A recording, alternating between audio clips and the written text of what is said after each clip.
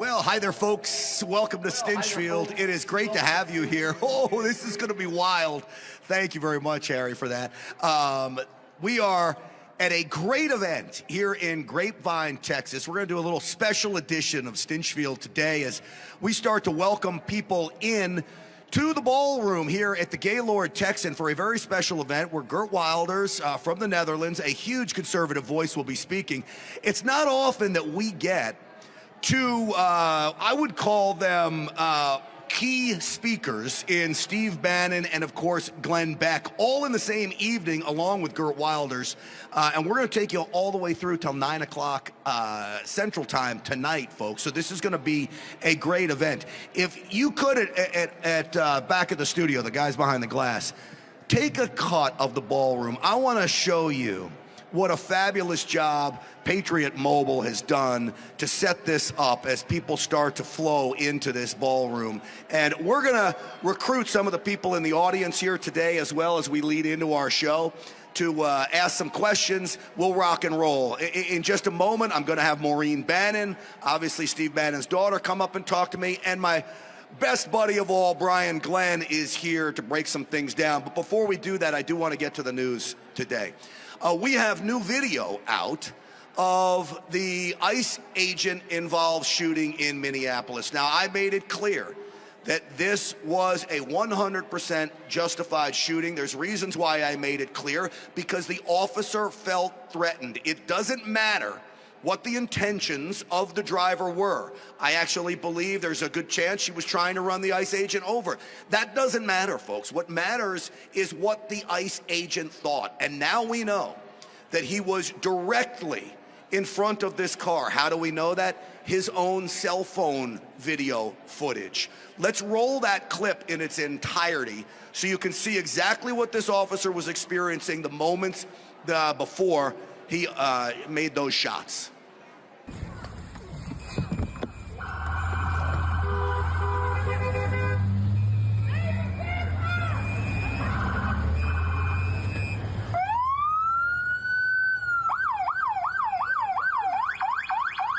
That's fine, dude. I'm not mad at you. Show your face. I'm not mad at you. That's okay. We don't change our plates every morning, just so you know. It'll be the same plate when you come talk to us later. That's fine. U.S. citizen, former. You want to come at us? You want to come at us? I say go get yourself some lunch, big boy. Go ahead. Out of the car. Get out of the car. Get out of the car. Whoa!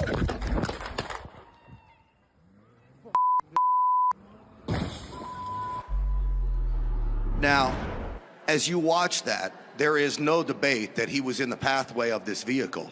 And mind you, that ICE agent months before was dragged about 50 feet down the road. So think of his mindset at the time. Now, it's interesting because you got those on the left that want to come out and somehow make a villain out of the ICE agent when you have a liberal agitator in a lesbian relationship, whatever you want to make of that, dropping their kid off at school and then making their career of going around and getting in the way of ICE agents. I mean, what world are we living in where that's what you do after you drop your kid off at school? And so now you have the left making this woman out to be their George Floyd, out to be their poster child, when I remember Irina Zarutska. Think about that young woman on a train in Charlotte, North Carolina. I did everything I could to keep her memory alive. She was brutally murdered on a train, and the left wanted to forget her. And instead, what do we have? Left-wing lunatics that are in charge of cities like Mayor Fry in Minneapolis that comes out even after seeing the new video and says things like this. Take my word for it. Don't take their word for it. Watch the video from every single angle. I mean, the ICE agent walked away with a hip injury that he might as well have gotten from closing a refrigerator door with his hips. So that's what we get from those on the left. My buddy Brian Glenn is with us now. Brian, welcome. Thank you so much for having me. Thank you. Thank you. I've got a couple of fans out there, I guess. You got a lot of fans. I would say welcome to Texas, but you're a Texan, so that's you're right. home. McKinney, Texas, just right up the 121. I got a house there. I love it. All right, you especially, even more than I do, have to deal with some of these left-wing lunatics when you're out on the street. What do you make of the situation in Minnesota? What do you think the left's goal is right now? I think these activists have been empowered. We've seen what happened in California. We've seen what's happened in Seattle and Portland and around the country. These activists, paid activists, mind you, feel empowered to do what they do. Stand in the freeways, get in people's faces, spit and throw things at ICE agents and law enforcement officers. So they feel a sense of protection as well, that they are well funded. They will be defended in court if anything comes up. But unfortunately, things end tragically. And I agree with you. I watched that video, Grant, probably 100 times. And I tried to put myself in everyone's foot. You do not stand or you do not accelerate towards an officer if he's in front of your car. You know, a lot of people don't know. I'm not a police officer, but I've been through police training. I'm certified in advanced patrol tactics. I've been through basic SWAT. I've trained with some of the most badasses in the world, like Navy SEALs. And a lot of people don't understand what goes into that moment, the split-second decision you have to make. I'm not saying another officer may not have fired his weapon. Another officer may not have. Another officer may have jumped out of the way and decided not to. But that is not the standard of whether you decide whether he was right or wrong to fire his weapon.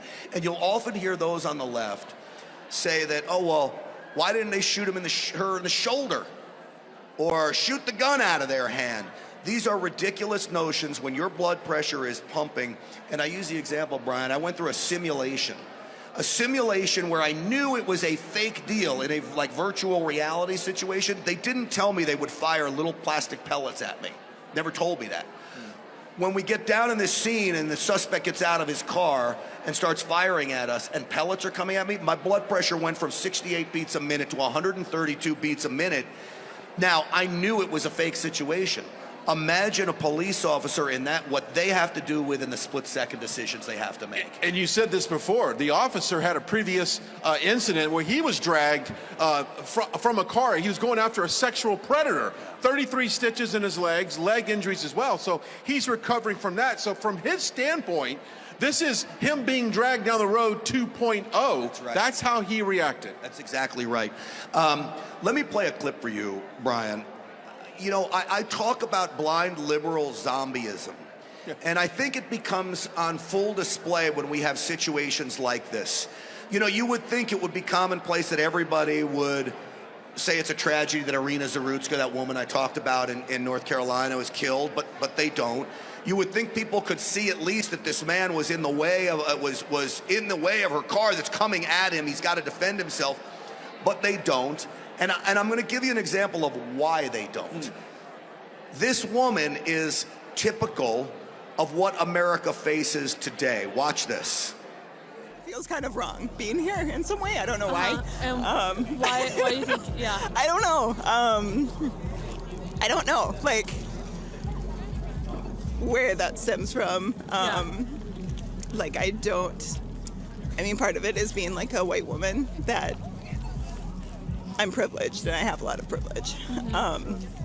So I feel like white tears are not always something that's helpful or necessary. So she says she has white tears, tears of white privilege.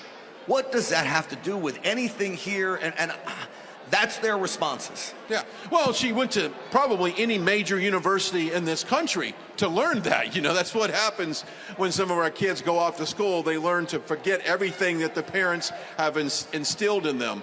But unfortunately, that is the mindset of the left. They apologize for everything. They've got this guilt they drive around. They don't like this country. They certainly don't like you and I. And apparently they don't like law enforcement keeping the letter of the law. I would offer up that violence is their number one way that they want to achieve their goals. Yeah. There was a town hall last night, a Black Lives Matter activist. And here's another example. Brian, how was the left not realize that Black Lives Matter is a sham of an organization? I met a gentleman that sat next to me on a plane a couple of weeks ago. He lives in the very neighborhood this took place. They are waiting for stuff like this. He told me, Grant, you're not going to believe this. During the Summer of Love, when they burned down neighborhoods, the business owners in those neighborhoods paid activists to actually burn their businesses down. They wanted to collect insurance on it. And this is what he told me up and down. It was the truth. These people are deranged. They love violence. They're getting paid to do it. They do. And they're egged on by their liberal leaders. And that's the reality of the situation. All right, Brian, here's what I'm going to do. I'm going to play the soundbite here in a moment. I would like it if you could maybe recruit some people. I'd love to hear their thoughts. You got a chance, folks, out here in the crowd to be on Real America's Voice in a moment, if you would like. I see some hands going up. Brian's going to go out there. Maybe we go meet over where our camera is over there, and we'll take some of your questions, hear your thoughts on Minnesota, and then while you go do that, Brian, I'm going to get Maureen Bannon up, Steve Bannon's daughter, a great hero herself, and while I get Maureen up here, let me play for you the clip of this Black Lives Matter activist that, to me, sums up what they really want. Streets down. Yes. Again. Make the city pay. Again. And again. That was not about losing money when George Floyd died. We as a people can cause them to lose more money now. Make the city pay again. What do you think that means, folks? I'll tell you what it means. It means they want the city burned down just like they did with George Floyd. Maureen Bannon, great to have you. Thank you so much, Grant, for having me up here. But yeah, you're right. Thank you, guys. But I think you're right that they want exactly what happened in 2020. And I know Governor Walz said he's not running again, but he's still in control of the city. And he let Minneapolis burn in 2020, and he's going to try and do it again. Maureen, you served in the United States military, and God bless you for that. We now see Governor Tim Walz saying he's going to activate the National Guard, not to defend the shopkeepers from lunatics like you just saw on your screen from burning down an AutoZone or a mom and pop shop, but he's going to activate the National Guard to protect the citizens of Minneapolis from ICE agents. Well, I mean, Tim Walz, isn't he Mr. Stolen Valor? Didn't he lie about his military service record? So I don't put it past him to try and activate the National Guard against ICE agents, but take it for what it is. You know, he's a traitor to this country, and he also wants our own National Guard to fight against our law enforcement. ICE are law enforcement officers. We need to be protecting them, so the National Guard should be protecting them, and if Tim Walz is going to activate them against them, we need to get him out of office as soon as possible, not within the next year, I mean ASAP. You know, I did not serve in the United States military, but in some respects, I took a page out of Mark Kelly's book, The Traitorous Senator from Arizona. The part of the Seditious Six? Part of the Seditious Six. I wanted to give the same warning to the National Guard in Minnesota that you do not have to follow an illegal order, and I would offer up that President Trump has never given any illegal orders to our United States military, but ordering the National Guard to turn on a federal law enforcement agency would be an illegal order. It would, and Trump can also trump Governor Tim Walz, so he can activate the National Guard to protect ICE agents in the state of Minnesota if he so chooses. But he needs to do that, in my opinion, so that Tim Walz doesn't activate them to go against ICE agents. If I could ask the guys back behind the glass in Denver to cue up the video again, the new video of the ICE agent in front of the vehicle, just towards the end, so we see about 5 seconds before. And Maureen, I'm going to ask you to watch this because you served in the military, you carried a firearm, you've been in stressful situations. I want to ask you your reaction to seeing this this video when we play it. Watch this. Get out of the mall.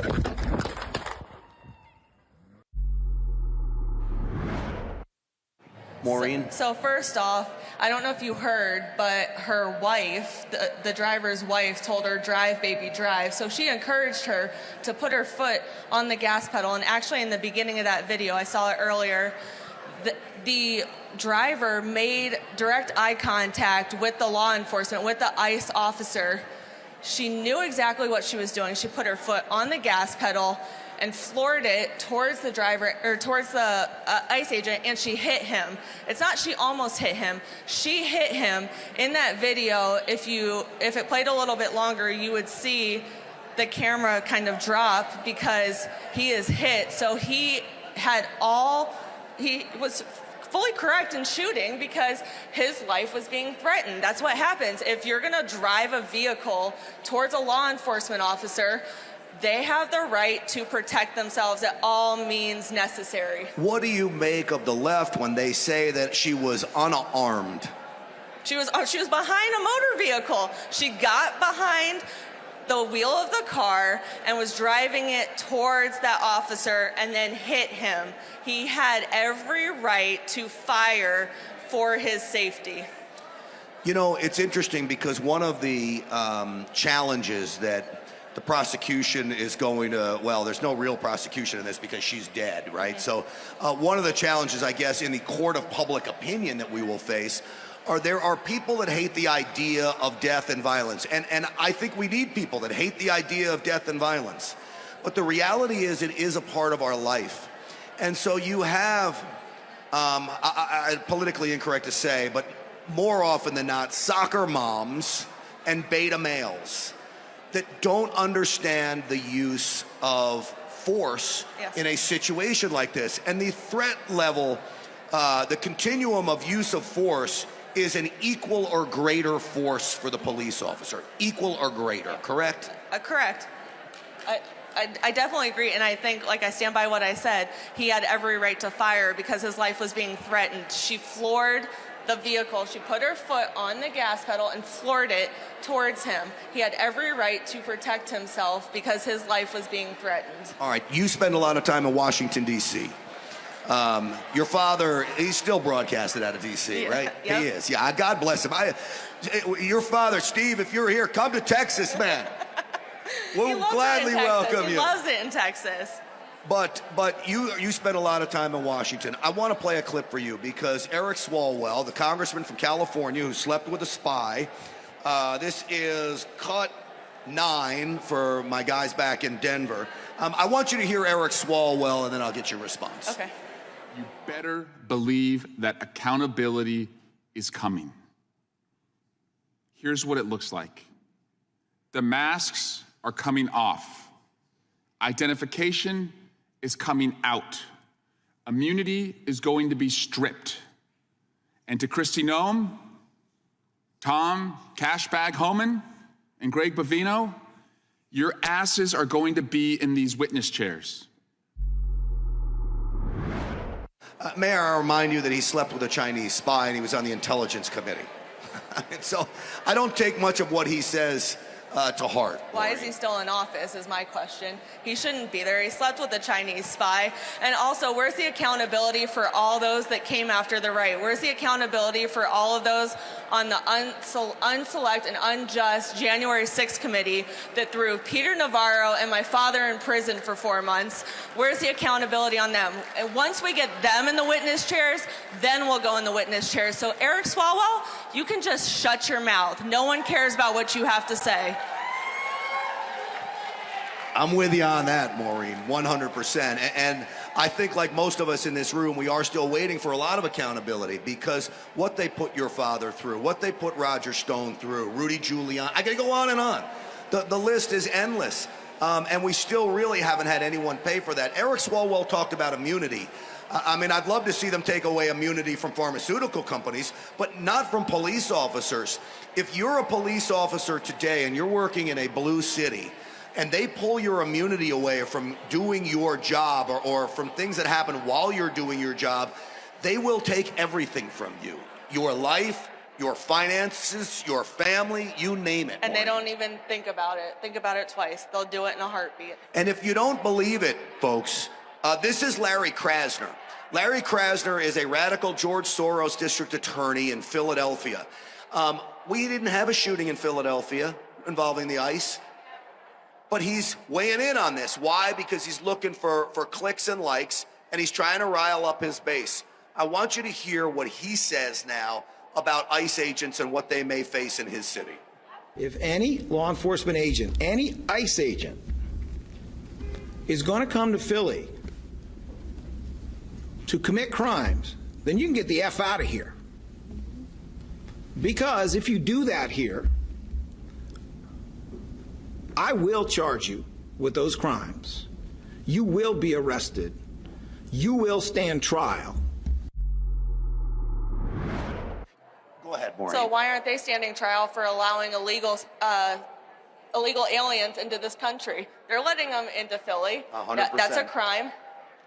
Coming into this country illegally is a crime. So he needs to be prosecuted, arrested, charged, stand trial. Everything that he's saying that ICE agents are going to have to go through in his city, he needs to go through. I would argue as well that not upholding your oath to office, you could make a criminal case against him by letting out so many of these criminals in Philadelphia that have done so much harm against American citizens. It's horrific.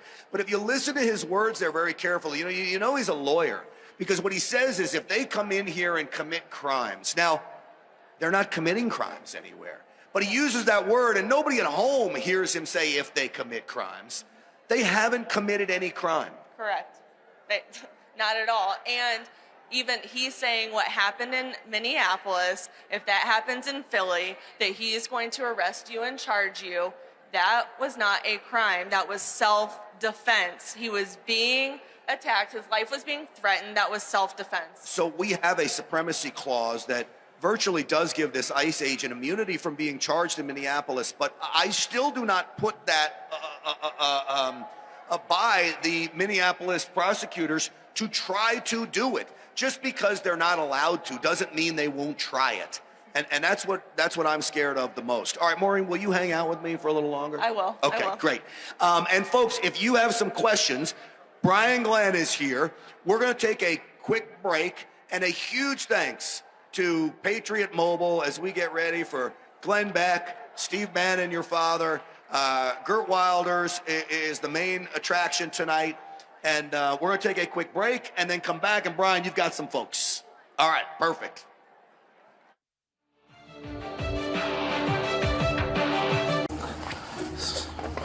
First one? Yeah. You? Third. Got any advice? Get great life insurance for you and Mom. So if something happens, your family's protected. I know nothing about life insurance. You don't have to. Just call SelectQuote.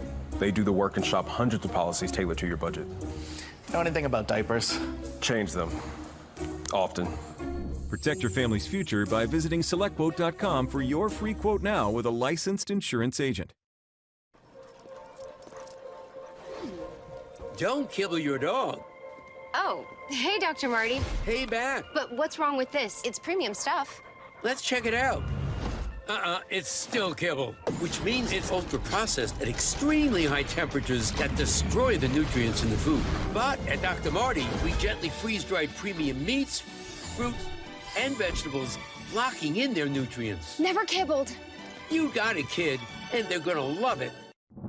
America's in a fight for her soul. Our freedoms are under attack. Our values are being torn down, and the same corrupt elites who built this mess think they can silence us. The patriots who still believe in this country, not a chance.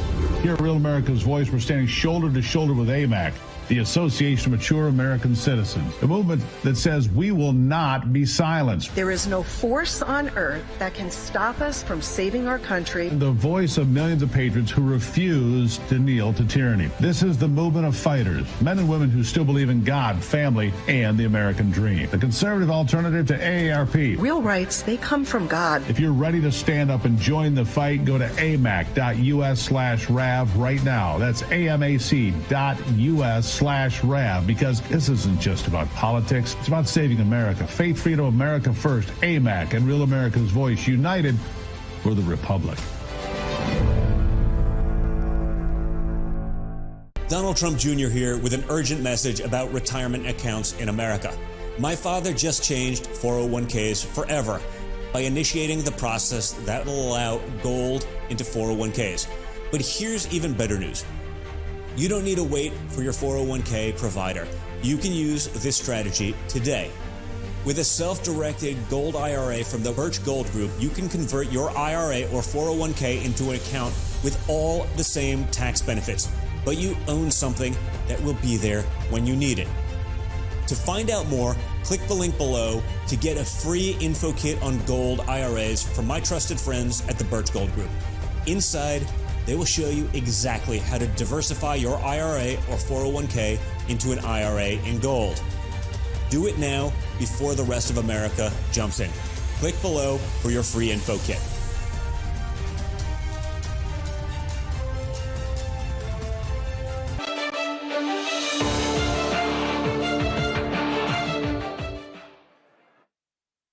Back, everybody. Grant Stinchfield here from this very special event at the Gaylord Texan. Thanks to Patriot Mobile for putting it on. I am joined by a very good friend of mine, Bill. You and I go way back. We do.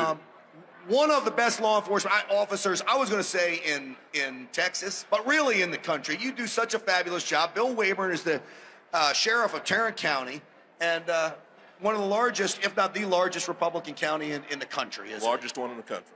Sheriff, I'm going to ask you, what do you make of the Minneapolis shooting, what this ICE agent is going through, and what the left is accusing him of? Well, any of these shootings are always tragic, but I watched that video over and over and over again because I wanted to know the truth. And what you had is somebody 100% resisting law enforcement, was not obeying law enforcement, and was driving a 2,500-pound missile. And you can question his tactics all day, but he had a right to be where he was at, and she was, no question, could care less about his safety and was trying to run over it. You know, I had said earlier that another cop may not have fired, but that's not the standard, is it? That's right. It's not what I would have done, but what somebody could have done, and that was to shoot. Yeah. I want to go over to Brian Glenn.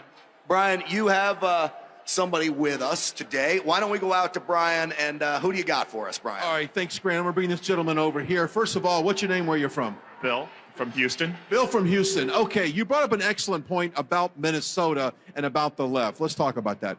Yeah, this is a terrible time for this self-defense incident to happen for the left, because it's just spotlighting like a laser pointer the Somali problem that they have there in Minnesota, right in the Minneapolis area, and it's just giving people a double dose of just thinking about these Somalis are there, the ICE was there to remove them, and then this lady's there to protest, and she attacks the officer, and it's a bad time for them. It is, and a lot of independents might come over to the Republican Party. I think so, and I heard some people said, well, that tampon Tim Walz, he's breathing a sigh of relief because this is taking the eye off of the problem that they were finding with all the fraud that he's probably connected to, and I think it doesn't. I think it's just another double dose of the because it brings you right back. That's why the police officers were there. They were there to remove the Somalis, and it just highlights that. Thank you so much for coming up. One more, if we can, real quick, 30 seconds. What's your name, where you're from? My name is Deborah Hensley. I live in Crescent. What's your question or comment? My concern is Ilhan Omar had put an earmark in a bill, and it was found by Chip Roy and his team, and then Senator Ernst brought it up. But she is not being prosecuted for that. They kicked Santos, a Republican, out of Congress. And what she was doing was perpetrating fraud. And I'd like to know why she hasn't been kicked out of Congress.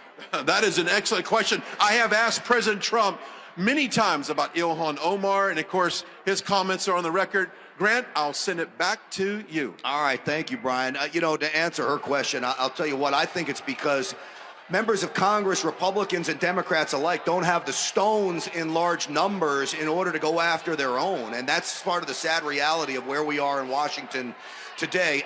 We're about ready, folks, to start this show. So if you would begin to take your seats, that would be great. We're going to kick this off directly at the bottom of the hour. But I'll ask you, Sheriff Wayburn, because I drove up here today, and I saw more cop cars and cruisers than I've seen in a long time. And I couldn't help but think, here we are, we got Steve Bannon here, we got Glenn Beck here, we got my man Brian here, I'm here, we have so many dignitaries here. After what happened to Charlie Kirk, we need a police presence like this. It's not a gun-free zone in here. There were metal detectors. I had to go check my gun. I'm not going to tell which car I'm driving, but in the car. But it's not a gun-free zone. We got a lot of guns in this room, and it's law enforcement that has them. And I want everyone out there to give a big thanks to law enforcement. We got a lot of them here, and maybe you could just tell me what it's like to be a cop today in this war on cop world. Well, thank you. And you've been a great voice for us for many, many years and a great friend, and thank you for that. Is that, you know, today is police officers have to have their head on a swivel all the time, and it doesn't matter if they're on duty or even when they're off duty. We just had one ambushed in Austin walking across a parking lot. So it is game on all the time. They have to watch where they're at and who they're around because they're always in the fight. Well, thank God your officers are in Tarrant County, where a prosecutor isn't going to be worse than a brutal gangbanger when it comes to an officer's future. And that is what they face in so many liberal cities across the country. Sheriff, thank you for coming on. Thank you for having me. And we got a lot of Texas who's who in this room, and if you're serving in that capacity, we give you a big thanks as well. I believe we're about ready to start this. So if everybody could take their seats, this is where it gets a little funky on the Real America's Voice side of things as we make the switch over to the main show. But let me come over here. Can you guys follow me with the camera? Are you guys that good over there? Yes, they are.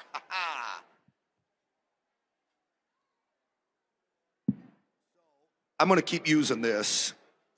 Folks, welcome. First off, I can't tell you how excited I am to be here. And everybody here, and I mean it when I tell you, when I get to hang out with Brian Glenn, usually he's coming on the show and he's out on the street and all of those things. But to be here in person with him is always fabulous. And then, of course, the folks from Patriot Mobile, fabulous. Maureen Bannon, a big thanks for coming up and filling some time with me. Her father is absolutely great. And he's here tonight. And I mean, I tell you, when I think about an event where you have the main keynote speaker is not Glenn Beck, is not Steve Bannon, I'm like, we got some great speakers here. So Geert Wilders has flown in, and a big thanks to AFA for flying him in here tonight. But I believe we are getting it started. So Glenn Story, if you're here, the CEO of Patriot Mobile, I'd love to bring you up to the stage to say a few words and kick this event off. Is Glenn here? No? Okay. All right, we're going to go to, he's coming. All right, I'm going to stick with it here and tell you that we're going to have a big night, and we're taking you all the way through till 10 o'clock Eastern time for my friends at Real America's Voice. For everybody else, Glenn is making his way up here. Here he is, the main man. Please, everybody, take your seats. Glenn, welcome. Hi, brother. Come on, give me a hug. What an event, my friend. All right, let me do this. Hey, so you're not here to hear me, but I do have a couple of comments. How many of you guys have heard of Patriot Mobile? All right, so the real question is, how many are on Patriot Mobile?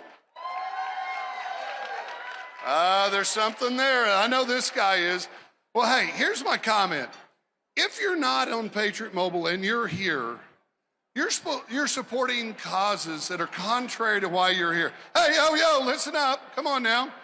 Anyway, so I want to thank you guys for being here, but I want to tell you a little story how this came about.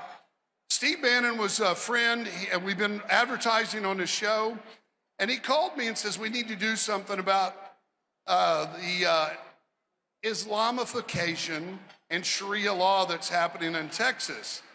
And I said, yeah, we do. And so I came on, I told my wife, hey, we're gonna do this in the state, and we're gonna do it in 2 weeks. And my wife goes, no, we're not. I said, I think you don't have a choice. Anyway, so hey, I got to tell you, so this reminds me of, she went to bed, took a nap, she went to sleep, she woke up at 2 a.m. She had a vision, and her vision was to put a coalition of groups together to bring you guys all together. And that's what we are. So I want to say thank you. Yeah. That's right. All right, so I want to say the Alliance Freedom, American to Freedom Alliance. Look, I'm not going to go through everybody because they're behind us. But I do want to tell one story that happened to me. How many of you guys read the Bible on a daily basis? All right, come on, listen up. How many read the Bible on a daily basis? Really? Maybe that's why Sharia law is here. So I encourage you guys to read Nehemiah. I think it's Nehemiah, chapter 3. It's about when the walls of Jerusalem were down. And you know, there's Jewish sects that don't like each other, but they knew they needed to build a wall. And so this wall was built by these sects that did not agree with each other. They knew they had to build the wall to protect their city. That is what we're doing today. This is the modern day building of the wall. Does anybody else want to be a part of that? There we go. All right, well, so I want to say thank you, Grant. Thank you for emceeing this. And I want to, one last thank you. Jenny, my wife, and Kevin Freeman's wife, Marnie, and a couple of others put this together in 2 weeks. 2 weeks, we had to expand the room 3 times to fit everybody. And we had to turn people away every day. So God bless you. God bless the great state of Texas. And God bless America. Glenn, thank you. And I can tell you, I'm a Patriot Mobile customer. And for good reason, because as you can tell, Glenn believes in the very same things that we believe in. And it is nights like this that are so important. This is how we rally the troops to make sure that we're prepared for what is already here, and that is an invasion of this country on so many levels. Whether you think about the Islamic invasion or the invasion from our southern border that President Trump put a stop to. I believe we have a 2-minute video about Patriot Mobile. Let's roll that if we can, guys. Thank you.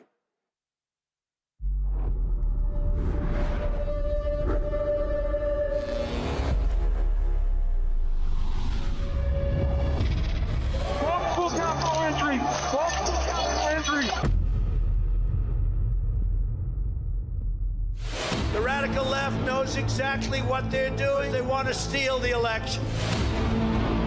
We're going to walk down Pennsylvania Avenue to peacefully and patriotically make your voices heard.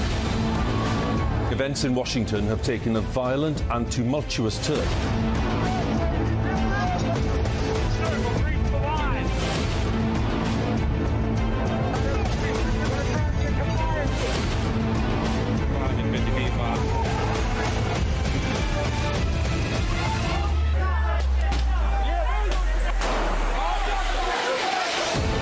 January 6th wasn't just a moment in history.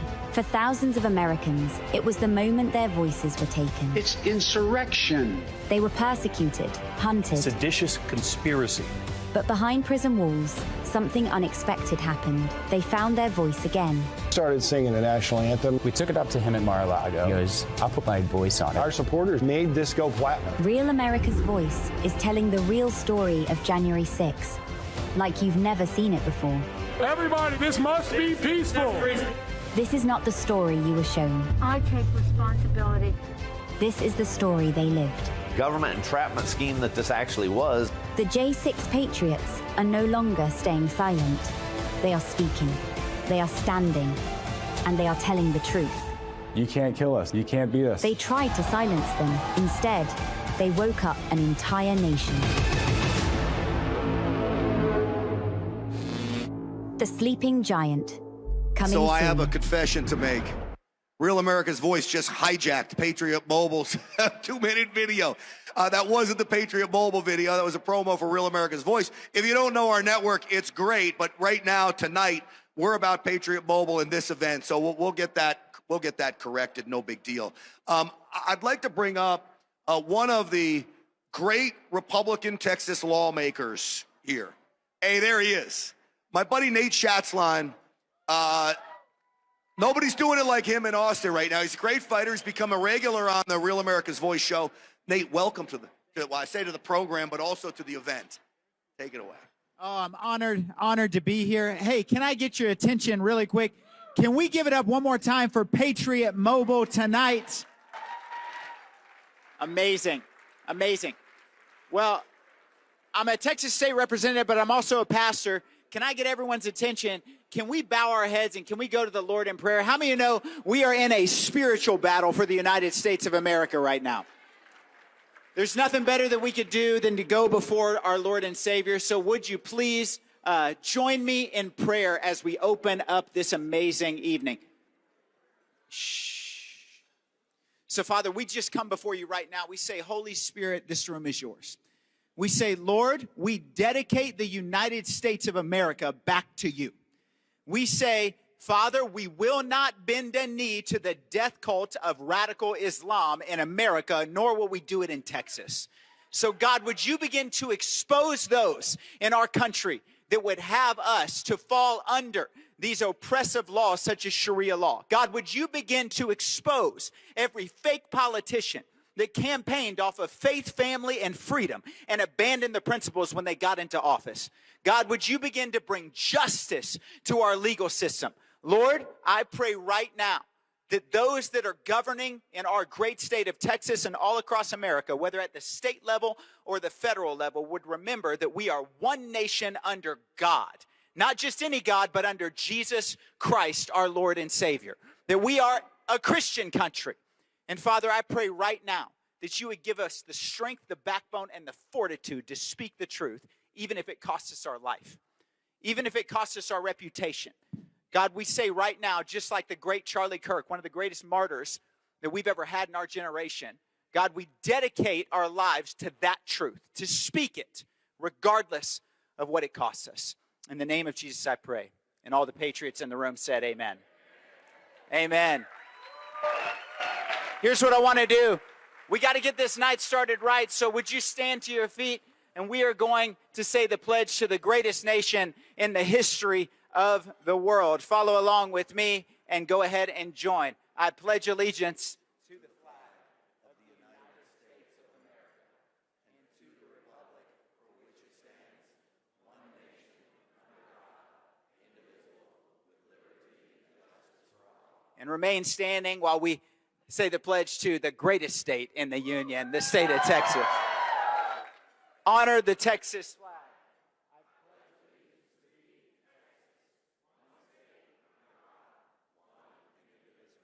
God bless Texas. Woo! You can be seated. You can be seated. Before I invite up our special guest and our first special guest, I am going to share just for a moment about what we've gotten to do. So I mentioned before that I am a Texas state representative that represents Fort Worth, Texas, and I'm also a pastor. How many of you know that we need more bold pastors to stand up in the state of Texas and across America? I don't know about you, but I'm tired of pastors prostituting the scriptures to fill seats and to fill coffers when we should be speaking the truth about one of the greatest threats in the United States of America, and that is radical Islam. So this last session, I had the honor of being able to add an amendment in the Texas House to our ban on China land ownership, giving the governor the authority to declare the Muslim Brotherhood is a terrorist organization in the state of Texas once and for all. You know, I've said it before, these are not political issues, these are spiritual issues. This is something we have to wake up and stand up and fight. And I now have the distinct honor and privilege of serving on the National Faith Advisory Board under Senior Advisor to the White House Faith Office, Paula White, where we are fighting for pastors to have a seat at the table, for federal policy to push back on those that want to eliminate Christianity in the United States of America. How many of you know we've got to stand up and fight? The time is now. The time is now.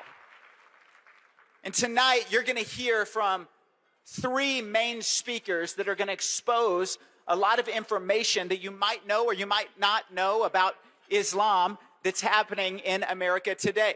And I need to tell you that Texas is the battleground.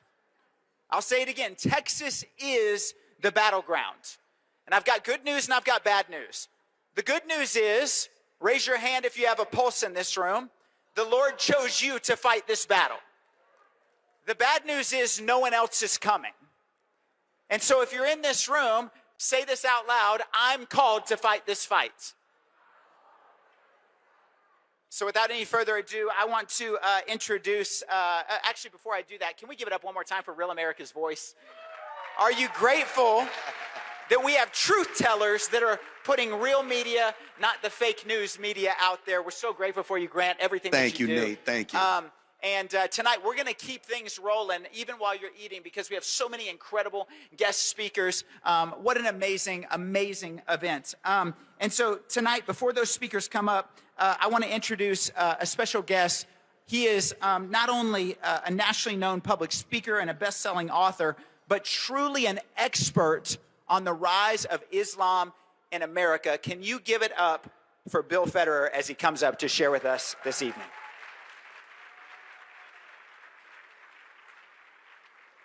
You cannot understand what's going on right now until you understand Muhammad. Muhammad was born in 570 AD. His mother dies when he's 6. He's orphaned, taken in by an uncle, Abu Talib, taken on camel rides. He was illiterate. He could never read and write. He thought the Trinity was the Father, Mary, and Jesus. And then he starts his faith in 610 AD in Mecca, and he only makes 70 converts in 12 years. He gets confrontational. They chase him out of town. He is the first Muslim refugee. He goes north to a Jewish city called Medina. 3 Jewish clans control the city. They're nice. They let him in as the first Muslim immigrant. He goes into the minority neighborhoods and he begins to organize a following, sort of like a community organizer. And as his following grows, he gets involved in politics.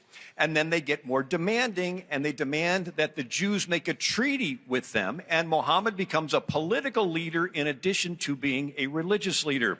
When his followers in Mecca get confrontational, they get chased out of town for disturbing the peace. Now you have lots of Muslim refugees. The Jews are nice. They let him into Medina, and now there's lots of Muslim immigrants. And Muhammad allows his followers to rob the caravans headed to Mecca in retaliation for the Meccans chasing them out of town.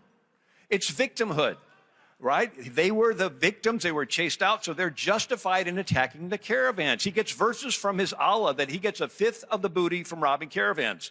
One verse says, Allah has given you the slave girls as your booty. And then when the Muslims win at the Battle of the Trench and the Battle of Badr, Muhammad goes back into the Jewish city of Medina and gets offended at one of the Jewish tribes, confiscates their property, chases them out of town. The other 2 tribes keep their heads low. And now there's 2 Jewish tribes. And he plays off their political differences, one party against the other. And then he gets offended and chases the second Jewish clan out of town. Now there's only 1 Jewish clan left. Muhammad, according to the Hadith, is taking a bath, and a spirit appears to him and says, how can you rest when Allah's enemies are in your midst? He says, where? It points at that last Jewish neighborhood. He surrounds them for 28 days, brings them into the market, chops off their heads, sells the women and children into slavery. So within 5 years of Muhammad coming into the Jewish city of Medina, there is not a Jew left in the city of Medina. They were chased out, killed, or enslaved. It's a 3-step process. Immigrate, increase, eliminate. I was talking to Ryan Helfenbein, and he sort of did a switch on it. Immigrate, populate, dominate.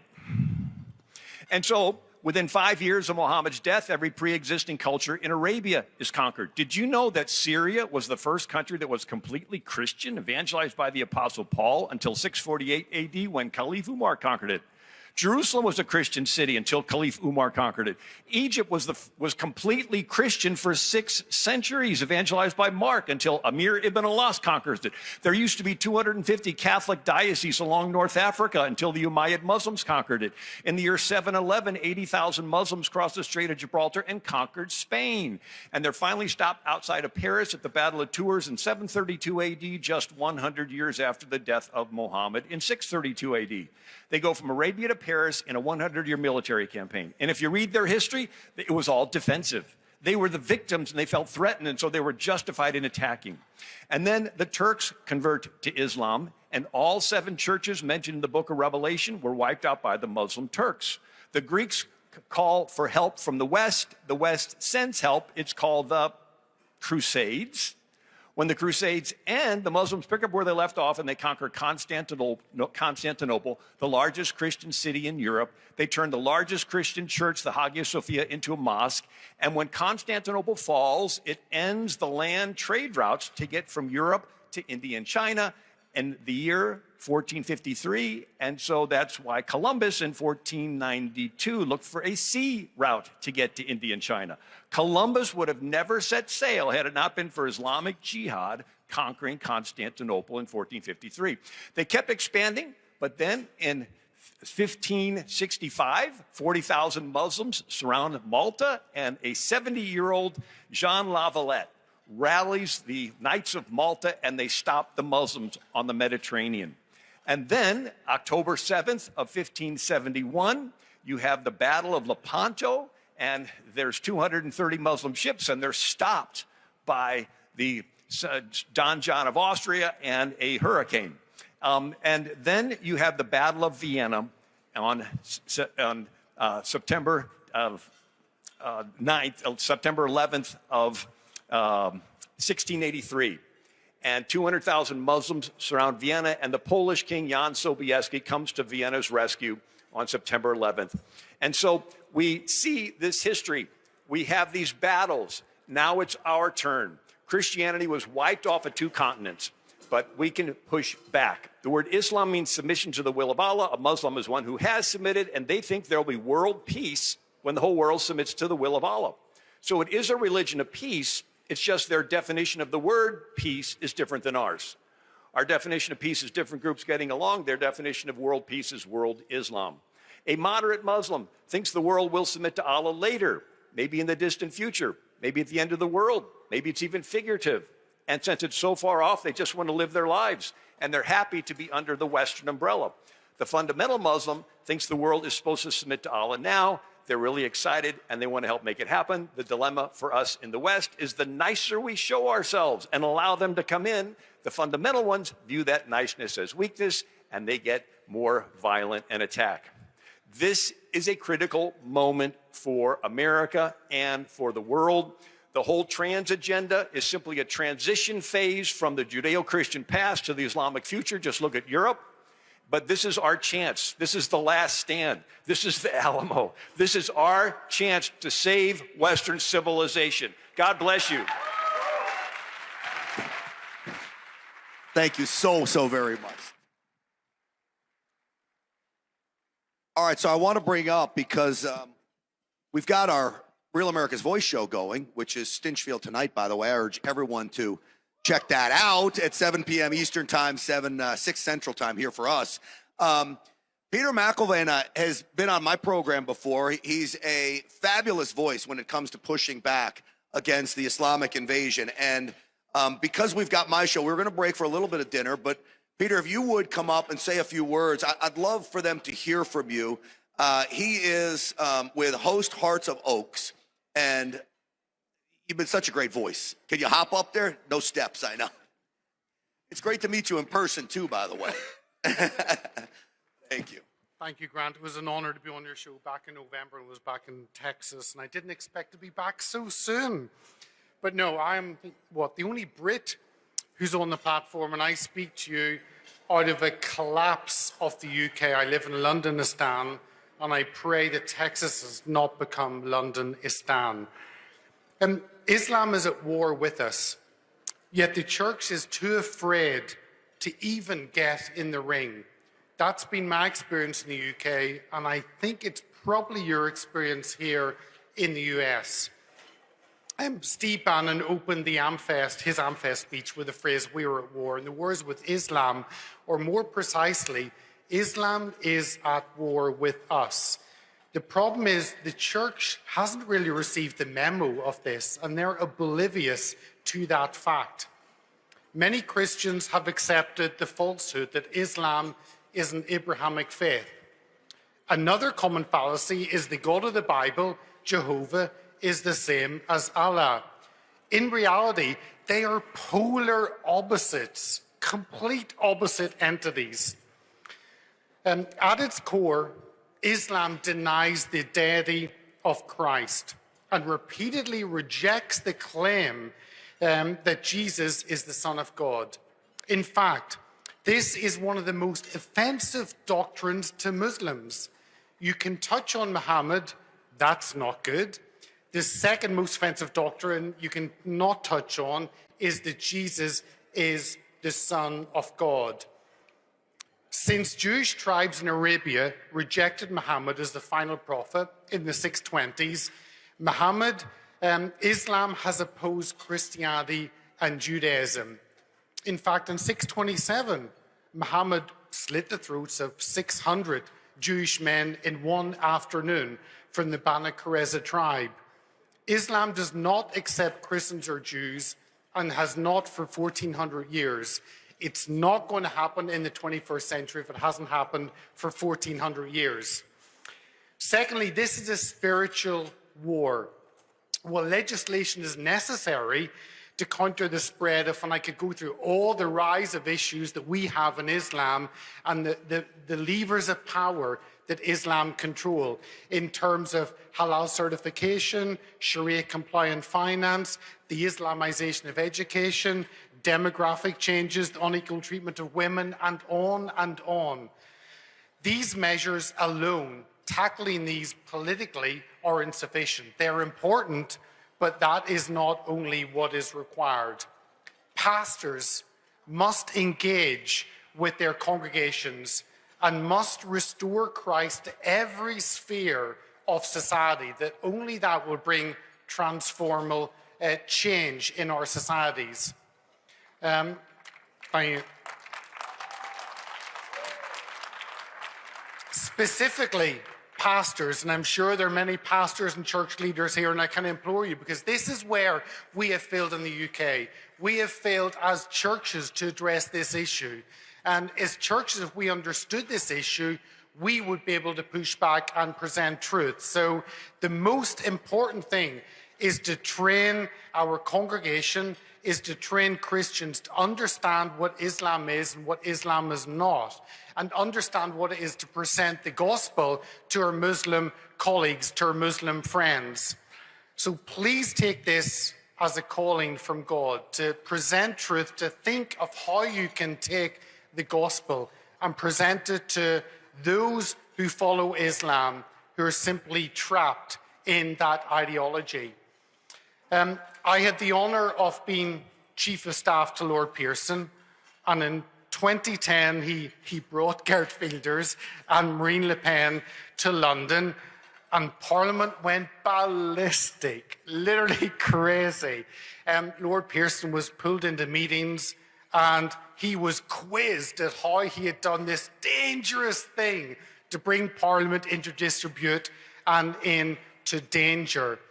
But without Geert Wilders in Europe for 20 plus years, we would be in a serious situation. Europe and the UK are on its knees. But if it wasn't for the lone political voice in Europe to stand up to Islam, we would literally be on our face. So, Geert, thank you for speaking truth for over 20 years.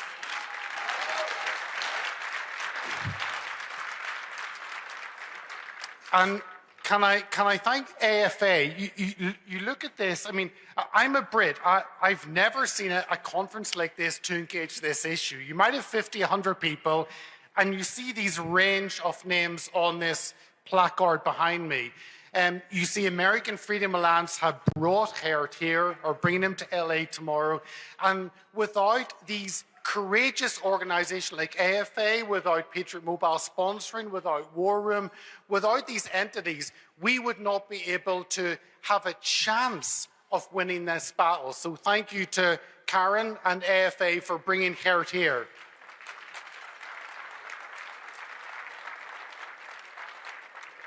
Now, Lord Pearson often says to me, he said, "Come on, Peter, we cannot expect all Muslims to convert to Christ." Yes, we can. Conversion to Christ remains the only ultimate solution to increasingly dominant Islam. There's literally no net benefit to having Islam in our nation. I would say more, but we're being recorded, so I will not say more on that. For 2 years, I led a church roadshow called Can We Talk About Islam? And brought Geert here, or bringing him to LA tomorrow. And without these courageous organizations like AFA, without Patriot Mobile sponsoring, without War Room, without these entities, we would not be able to have a chance of winning this battle. So thank you to Karen and AFA for bringing Geert here.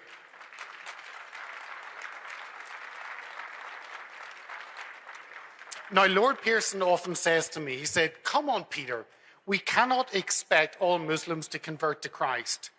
Yes, we can.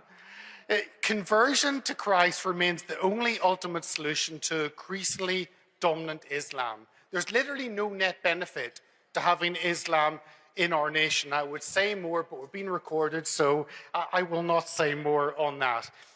For 2 years, I led a church roadshow called Can We Talk About Islam? And that finished because of a lack of demand and a fear.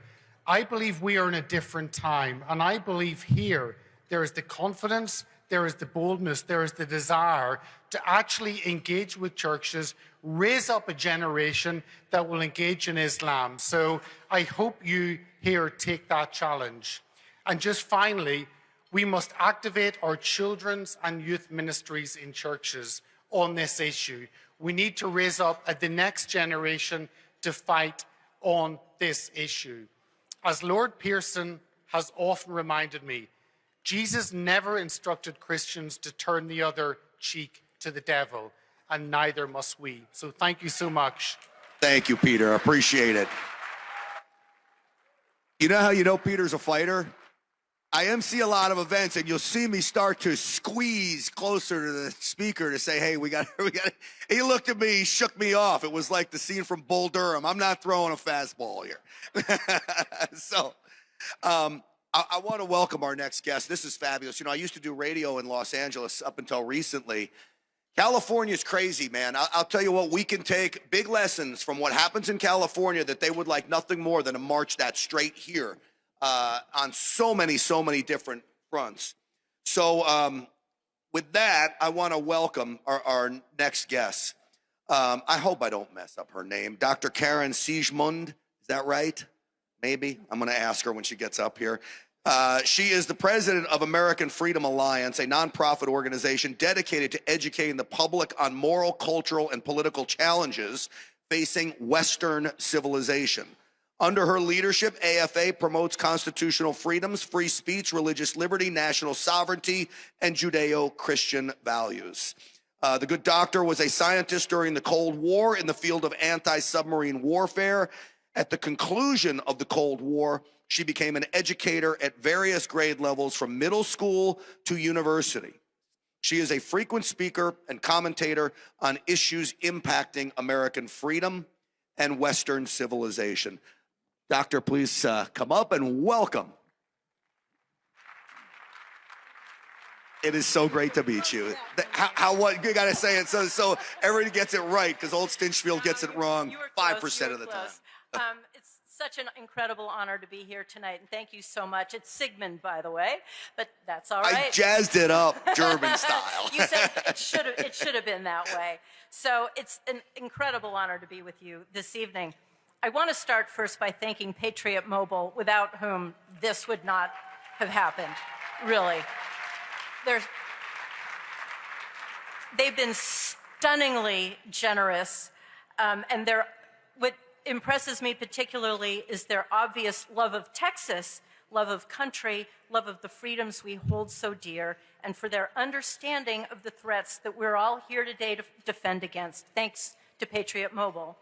And a special thank you, honestly, can I see her this way? Yes, to Jenny Story. It's impossible to express the extent of her Herculean effort to bring this to happen. Really, Jenny Story, phenomenal. I also want to thank Marnie Freeman, whose tireless efforts contributed to bringing you all here this evening. Marnie, wherever you are, thank you. Another hero. As you can see, there are a lot of organizations who help make this possible. Most of them are on the banner. Thank you to all of you for all that you do. To the team at the Gaylord, honestly, if you could have watched how quickly this happened, what Jenny put into place, Gaylord has been superb. And in case you missed it, it's possible, it's unlikely, but it's possible, we have a fair amount of security here. Did you notice? Right. Because we're the haters. We're the bad guys. We're the violent ones, but we're the ones who need this unbelievable amount of security. We've got, it's truly unbelievable. We're deeply grateful to all of them for keeping us safe, and it reminds us of how vulnerable we are. As you heard, I'm the president of the American Freedom Alliance. We're a nonprofit organization which defends against threats to America and Western civilization. Obviously, you all know this, the Islamic ideology is one of the dominant threats that AFA has been contending with for years now, which is how Geert Wilders, the Dutch parliamentarian, leader of the Dutch Party for Freedom, came to be on our radar. We've been watching city after city, as has already been mentioned, throughout the West fall to this anti-Judeo-Christian, anti-Western civilization invasion. Paris, London, Berlin, Vienna, Cologne, just to cite a few examples of this. These once proud capitals and major cultural centers have been essentially captured and conquered. Actually, let me be clear, the reality is these cities, because of their governing elites, surrendered willingly to forces that seek to take them down. These conquests were, in fact, cultural suicide committed by those who have no love of country, no pride in their culture, no love of their own citizens, their own roots, their own foundational ideologies, and no love of the Judeo-Christian ideology and tenets that are, in fact, the load-bearing walls of their nations and, in fact, ours. That is, what happened in Europe was preventable. If only there had been a confidence in who they are, a pride in their culture, a love of their own foundations, a love of the biblical tenets that underpin their society, a love of their nation. But in fact, there were none of those things.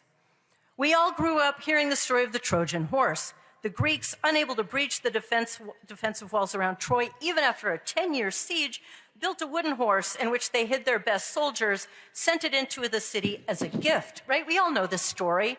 And we've all sort of loved that ingenuity. At nightfall, these soldiers emerged, having gained access through this cunning tactic, and conquered Troy.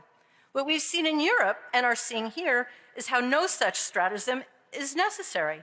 Rather, the gates have been thrown open and the conquering forces welcomed with open arms, bringing in this cultural suicide in ways we can't begin to fathom. Geert Wilders has been defending his country, the Netherlands, from exactly this threat for decades. The most vocal of politicians warning of the dangers of this invasion and pleading for the defense of this remarkable nation, this unique Dutch culture, against this threat. For decades, this has been his mission, and not enough people listened. But fighting against Islam, the religion of peace, has brought a campaign of hatred leveled at him that it's impossible to comprehend. The extent to which they have made his life stunningly complicated, it's truly beyond imagining. Living under death threats by those who have time and time again proven their commitment to carrying out those threats, who will be rewarded in this life and the next for accomplishing what they seek to accomplish, it's unspeakable. The word hero is tossed around all too glibly, but it absolutely applies to this man who has not been cowed, not been silenced, has not surrendered. On the contrary, and this is why we hold him in the highest regard. AFA conferred our Heroes of Conscience Award on him a few years ago. Then he came back to Los Angeles to speak in 2017. We invited him back just recently to LA now because he's a true warrior, and the election of Mamdani in New York, as well as activity in Michigan and elsewhere, put this topic on more people's radars, and we wanted to learn from what he has seen in the Netherlands. They've been the canary in the coal mine, and there's much to be learned from the playbook being revealed in Europe. I was delighted that he agreed to come out, and when I told Steve Bannon, with whom we've partnered on many events, that we were bringing Mr. Wilders to Los Angeles, Steve said, well, that's all fine, but we need him in Dallas. And here he is. And we're so glad you brought him here. So great. Dallas is ground zero of the Islamization of the U.S., and we must defend Texas. As goes Texas, he said, so goes the nation. And as goes the nation, so goes the world. Of course, he's right. Steve said, we'll have a huge event in Dallas. And here we are. And so that, ladies and gentlemen, is how this event came to be. Steve's recognition of the stakes and of the incredible heroism of Geert Wilders is why we're here tonight. So please, a round of applause for Steve Bannon.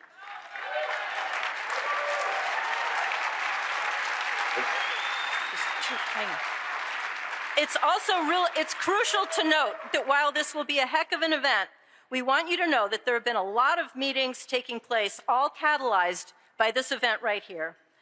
Meetings, plans laid out, strategies being worked through in order to fight and win against this attempted subversion of our constitutional republic. And for this, I'd like to offer a special thank you to Frank Gaffney, whose utter tirelessness is bearing great fruit in this crucial fight. This is clearly a spiritual battle.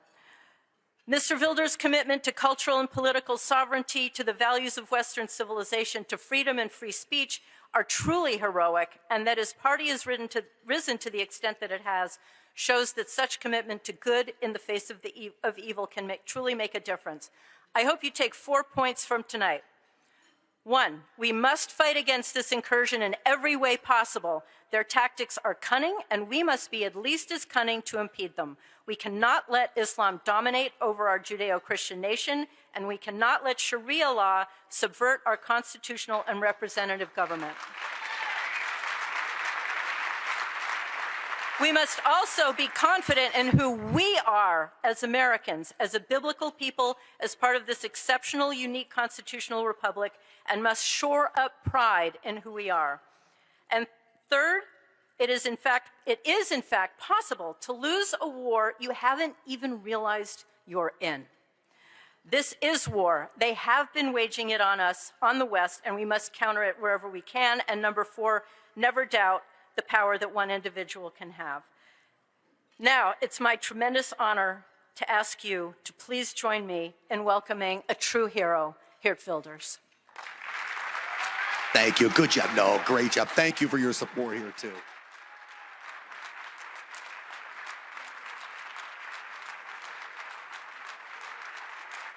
Geert, welcome. The podium is yours, my friend.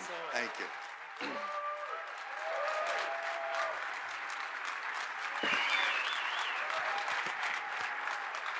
Thank you. Thank you, my dear friends, patriots, and defenders of the West. A very happy new year from Europe to you all. And indeed, it's an honor for me to be back in the United States again, and in Dallas especially, the heart of the Lone Star State, as we just remembered.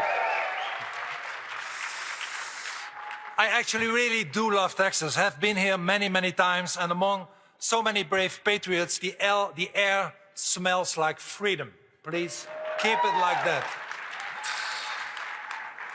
I want to thank my dear friend and ally, Karen Ziegemund, for the very kind words, and together with many others, for bringing us together this evening in the Sanctuary of Truth. I also salute Steve Bannon. Where's Steve Bannon? Where is he sitting?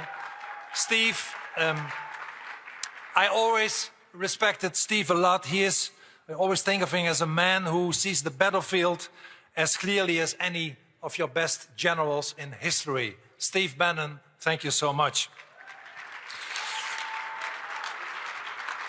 And I thank you all, the brave men and women of Texas, for being here.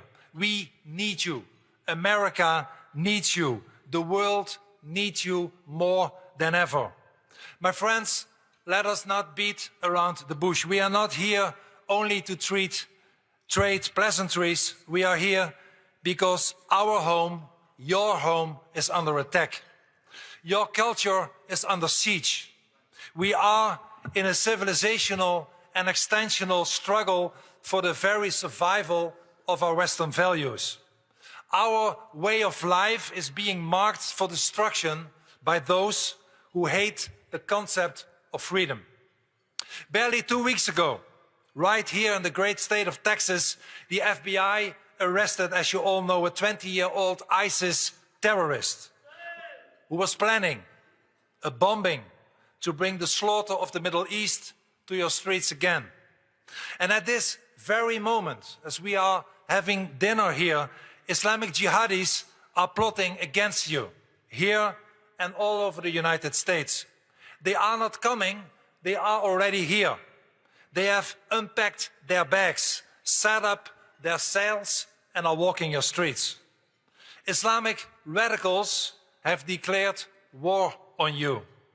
And listen to what they are saying. I just took a few examples. I could give you hundreds of examples. I chose a few.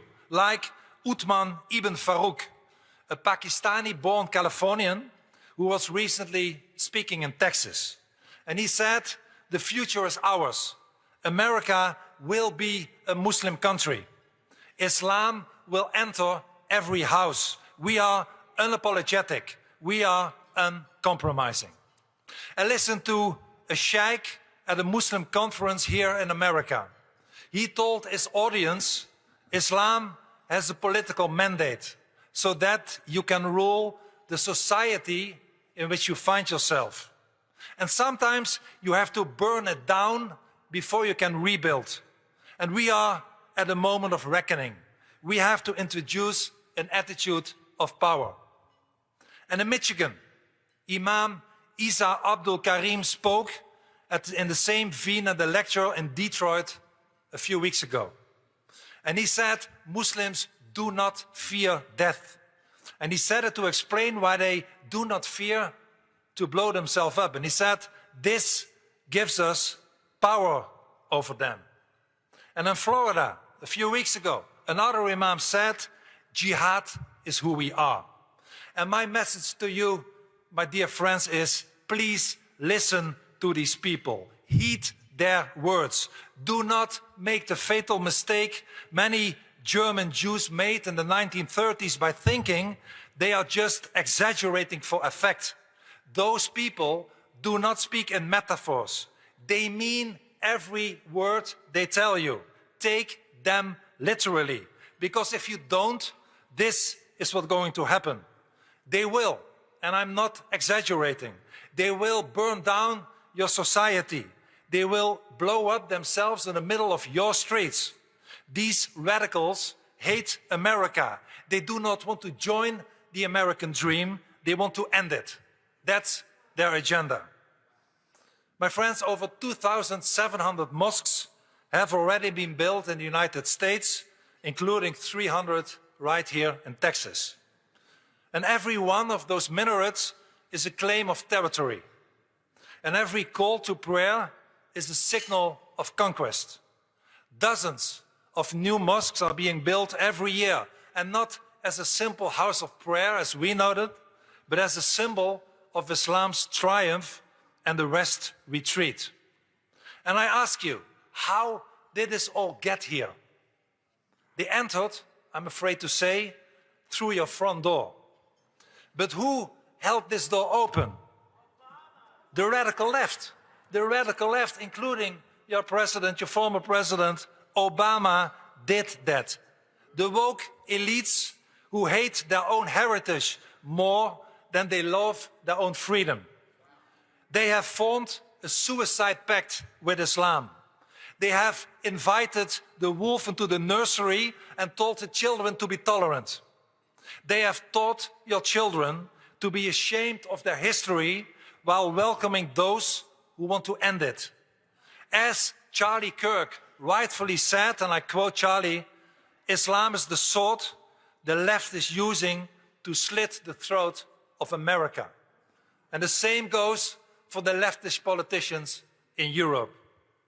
I wish this year, 2026, to be a year with fewer Islamic atrocities. I wish for a year with fewer slit throats and fewer grieving families. But wishes are not a strategy, and hope is not a defense. For that to happen, this year must be a year of action. It must be a year of courage. It must be a year where our leaders find the strength to acknowledge that Islam is not only totally incompatible with our Western civilization and our Christian values, but it's the single biggest threat to our survival. And we have no alternative than to act to stop it. And why is this the defining struggle of our age, some people ask me. And that is because Islam is incompatible with the very DNA of a free society. You cannot mix Sharia law with the Constitution. You cannot mix the subjection of women with the equality of men. You cannot mix the light of liberty with the change of submission. You have to choose. You have to choose liberty or change. And my friends, Islam is a totalitarian political ideology demanding nothing less than the total submission of the world. It's the system where dissent is blasphemy and liberty is a sin. It kills and destroys. We are a civilization that cherishes and worships life. Islam loves death.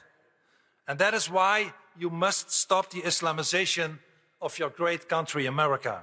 You must avoid the catastrophic mistake we, unfortunately, in Europe made. And Vice President Geert Wilders was so right when he said in Munich almost a year ago that Europe opened the floodgates to millions of unvetted immigrants. And let me add that most of those immigrants to Europe came and come from Islamic nations from the Middle East and Africa.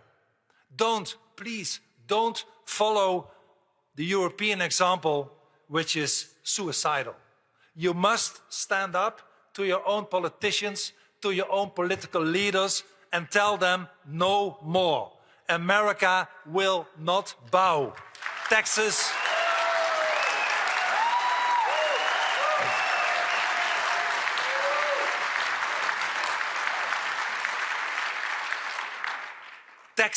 will not surrender. Not today, not tomorrow, never.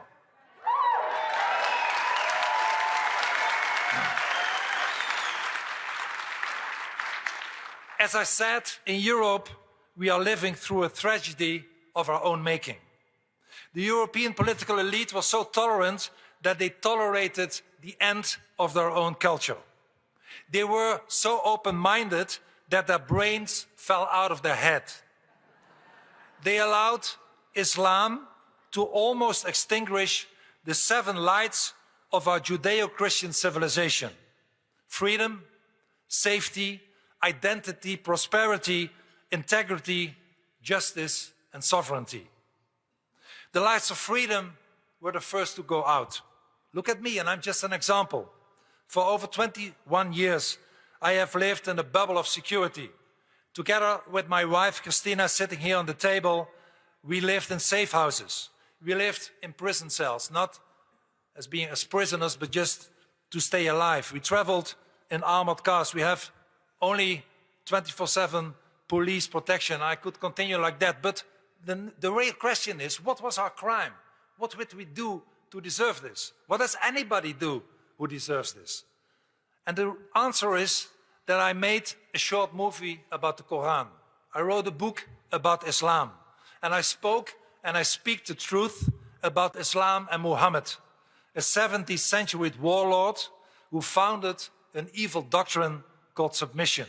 For that is what the Arab word Islam literally means, submission.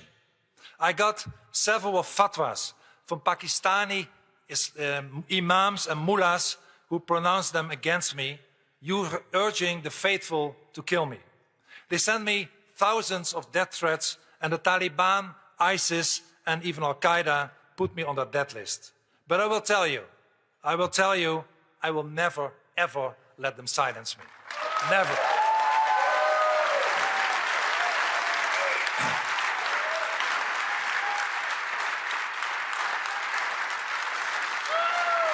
Thank you. The truth is, however, that over 1 billion people in the world follow Islam. And most of them actually do not truly know what it really stands for.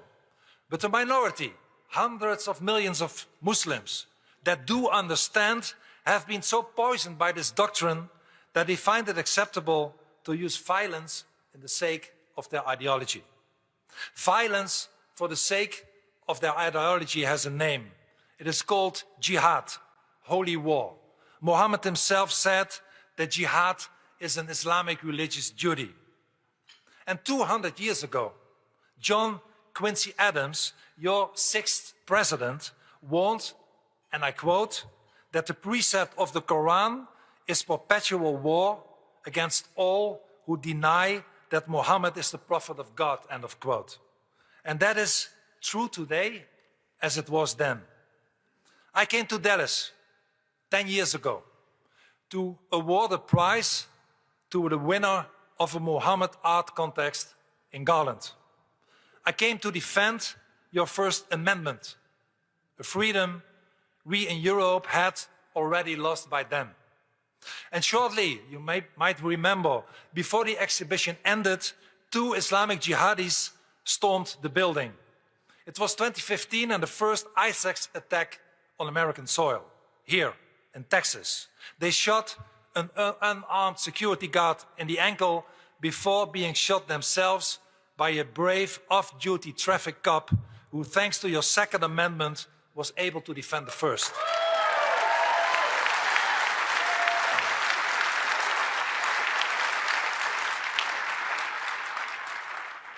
So again, America, I tell you, if you fail to make a stand against Islamic moral radicalism and jihadism, if you fail to stop it from expanding on American soil, you will end up just like Europe.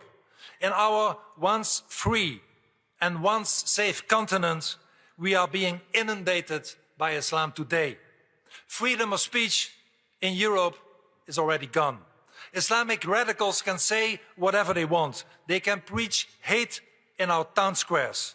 But ordinary Europeans who dare to criticize Islam or complain about becoming a minority in our own neighborhood, village or city are dragged to court.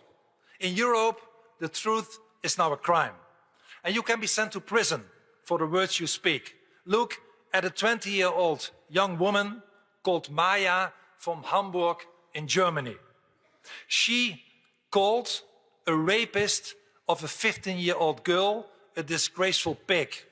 And while the rapist himself got a suspended sentence, she was sentenced to a jail sentence. It's incredible, but it happened. My friends, the second light that Islam extinguished is the light of safety. In almost every, and again, I'm not exaggerating, in almost every major city in whole Western Europe, whenever you take a metro or a train, whenever you visit a festival, a market or a fair, you run the risk of being hacked to pieces by men eager to establish the Islamic Caliphate. We had numerous of those attacks in Europe. Our cities have become combat zones. Last month only, 4 Islamic plots were foiled in Germany, Poland, and my own Netherlands. All across Europe, Christmas fairs were once again met with concrete barriers around public markets. New Year's Eve turned European cities in combat zones, where non-Western immigrants besieged the police with fireworks. In Paris, the government was too afraid to even hold its traditional open-air New Year's concert. It is getting worse every day. And always the same type of perpetrators, adhering to the same so-called religion. Always the same mantra from the authorities who claim that this has nothing to do with Islam. The harder the murderers shout Allahu Akbar, the harder the political elites shout nothing to do with Islam. And then Islam has a word for those elites.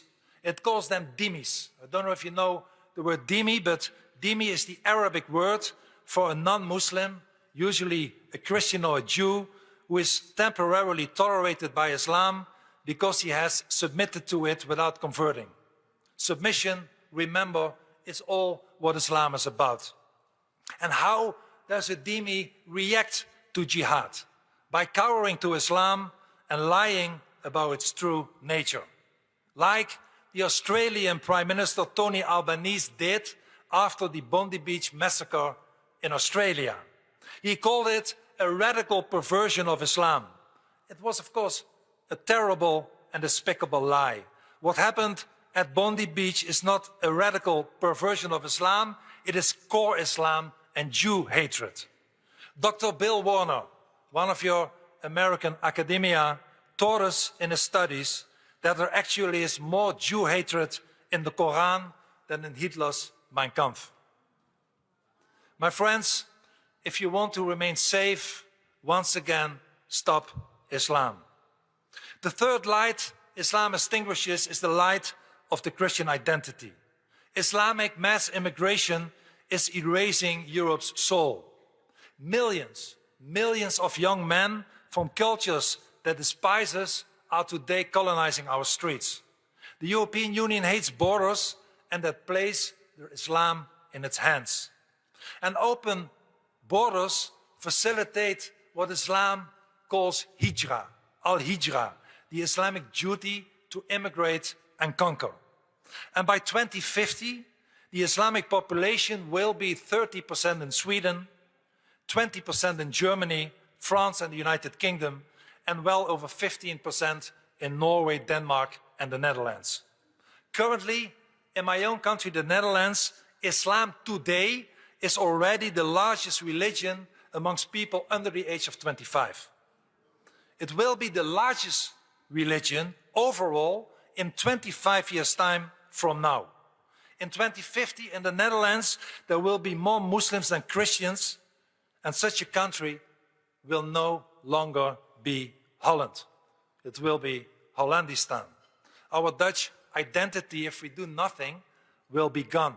Just like that of France, Germany, Britain, Italy, and all the other great nations of Europe. If you don't protect your countries, you are in the country, you are a parking lot for the third world, with an Islamic Trojan horse in the middle of it.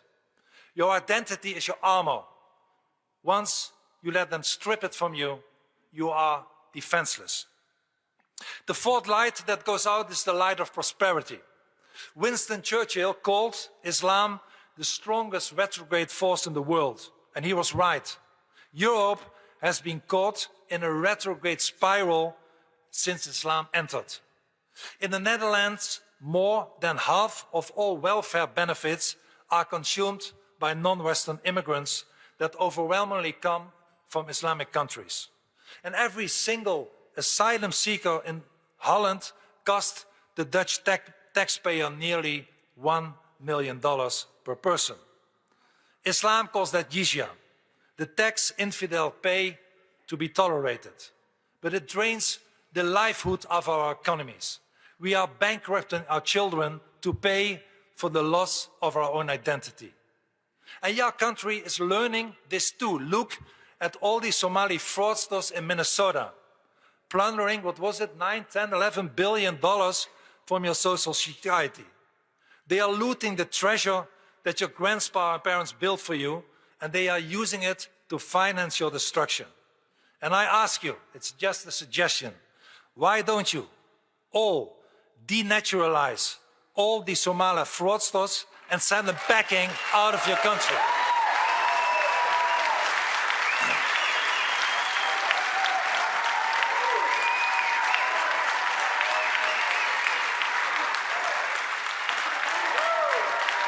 Thank you.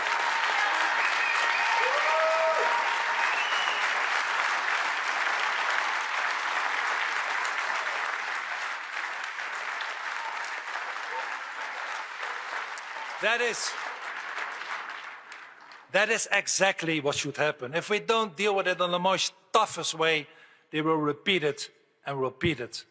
According to official figures, half of the suspects in the Netherlands of sexual crimes, such as rape, are of foreign descent. Specific groups such as Syrians, Afghans, Iraqis, and again Somalis, are to 35 times more likely to be involved in sexual offenses than the native Dutch people. And we all know that Muhammad raped a young girl called Aisha and gave sex slaves as gifts to his henchmen. No wonder, since he's such a holy person for Islam, that his followers believe, many of his followers believe, that they can treat our women as sex slaves. So the honor of our women is under siege again. And I can tell you that every parent in Western Europe worries if their daughter cycling home will be safe coming home. In our cities, in our small villages, everywhere. Look at 17-year-old Lisa from my country, murdered on her way home from school by an illegal Nigerian. Or look at the 10-year-old girl raped in Ireland by an African asylum seeker. Or look at Austria, where 11 immigrants aged 16 to 21 were on trial last year for abducting a 12-year-old girl and sexually abusing her for a 4-month period. And let us not forget the English grooming scandal.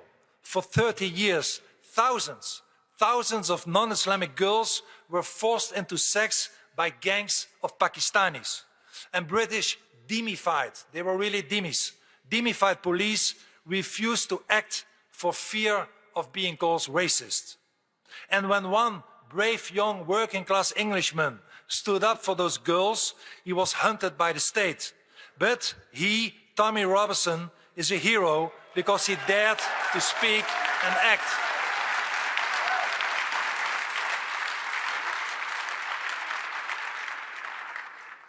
The sixth light that is extinguished is the light of justice.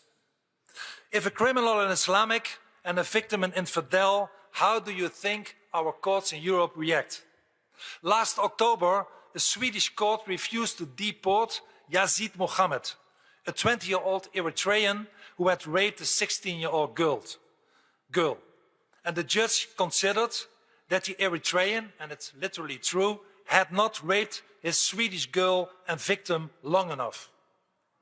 And last November in France, a court reduced the sentence of an Islamic teen who, together with 2 others, had gang raped a 12-year-old Jewish girl for the sole reason that she was Jewish.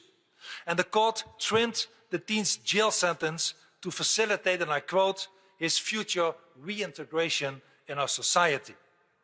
And on March 17 last year, the European Court of Human Rights actually created a right of return for deported criminals. So even in Europe, when our most worst leftist government kicked the worst criminals out, the woke judges invite them back. And that kind of judges, my friends, are today in Europe internalizing Sharia law. They are more worried about the human rights of the criminal than of the life of the victim. We are witnessing the moral collapse of our legal system. Justice delayed is justice denied, but justice Islamicide is not justice at all. Let me tell you one thing. Sharia law is evil. Nothing else than pure 100% evil. So, if you want to save the rule of law, stop the tide of Islamization. My friends, the mayor of Amsterdam is one of those leftist politicians siding with Islam. She fears the Islamic vote.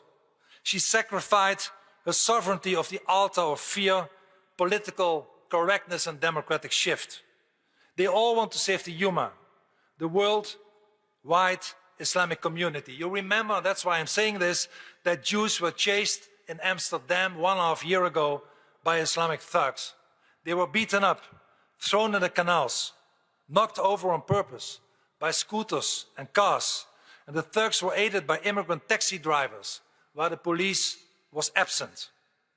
They are all, also some politicians in your country, they are all those weak politicians are feeding the crocodile, hoping it will eat them last. But dimitude is just one stage before being eaten yourself. They think they can manage Islam. They think they can tame it. But they are wrong. Islam does not want a seat at the table. It wants to own the table. And sovereignty is the right for us to say no to Islam without exception. My friends,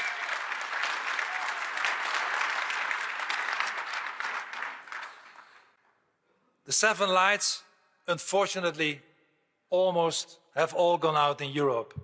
And I'm sure you don't want it to happen in America too. But do not think that you are safe. You already had 9/11.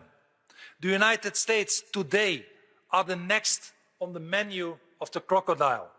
Islam has already arrived on your shores, from the Atlantic to the Pacific. The lights of freedom, safety, identity, prosperity, integrity and justice are under attack here too. They want to build, can you imagine, an Islamic city in Josephine, 40 miles from here. Stop them. Please, stop them.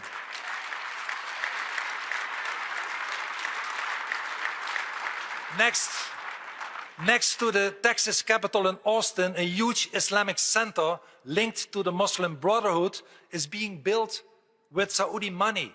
Please stop them. Stop them. But look in other parts of America. Look at Minnesota, where Somalis are taken over and have elected Ilhan Omar to the US Congress. She sneers at the country that gave her refuge and a passport and brags about advancing a Somalia interest in Congress. Look at Dearborn, Michigan, the first Islamic majority city in the US, where Mayor Abdullah Hammoud told a non-Islamic citizen of a city who objected to naming a street in honor of a jihadist, he said to him, "You are an Islamophobe, move out of here." Look at New York City, where the newly elected mayor, Zohran Mamdani, took his oath on the Quran, the book of hate. He refuses even to condemn the jihadist phrase, globalize the intifada, and wants to take down the statue of Christopher Columbus. My friends, they want to erase your history so they can replace it with theirs. They want to take down your statues, rename your streets, and put up their crescents. They want you to be a stranger in your own land of birth. They want you to apologize for being American. And I ask you, are you going to do that? Good for you.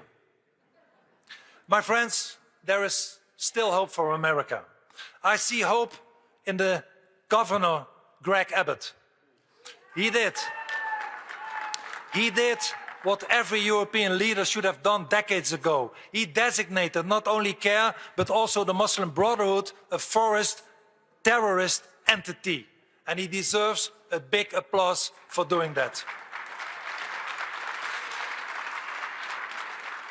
I see hope here because I read that there is now a Sharia-free America caucus in your House of Representatives. And that's a very good thing to happen. But most of all, I see hope in your great president, Donald J. Trump.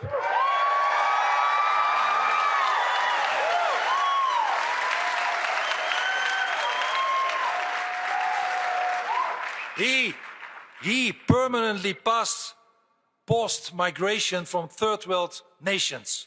Immigration from many non-Western Islamic countries are fully or partially banned by him.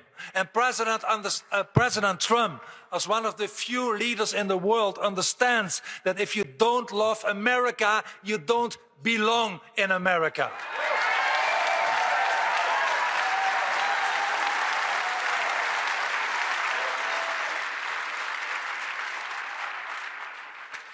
I was honored to meet President Trump last year in The Hague, where he attended the NATO summit. And he told me, keep going, defend your country, defend your civilization, be tough on immigration. Thank you, Mr. President.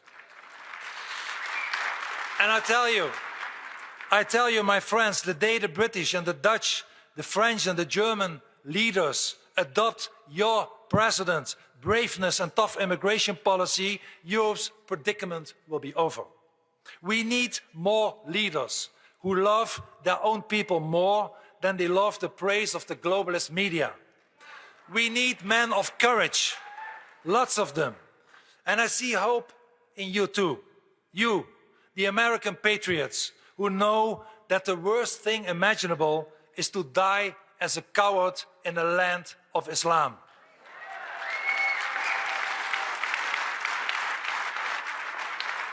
Do not allow Islamic radicalism turning the lights of Western civilization in America. Never hand your country over. After 250 years of independence and freedom to Islamic totalitarianism. Never allow the followers of Muhammad to turn your great country in Americanistan just like they already have turned large part of Europe into Eurabia. But my friends, of course, there is also hope in Europe too. I am certainly not the only patriot in Europe. I am not the last man standing. I represent a multitude of great men and politicians, men and women in our old continent where Western civilization started. Like-minded parties in other countries as mine stand for the same principles. We are hated by many of the dhimmis, many of the ruling elite because we refuse to submit. Last year, a court in France used the pretext of party staffers working in the long location to bar Marine Le Pen, France's most popular politician and maybe future president, from running in the next presidential election. In Germany, where the patriotic AfD, Alternative für Deutschland, party has become, since a few weeks, the largest political party in the polls, there is a serious possibility that that party will be banned.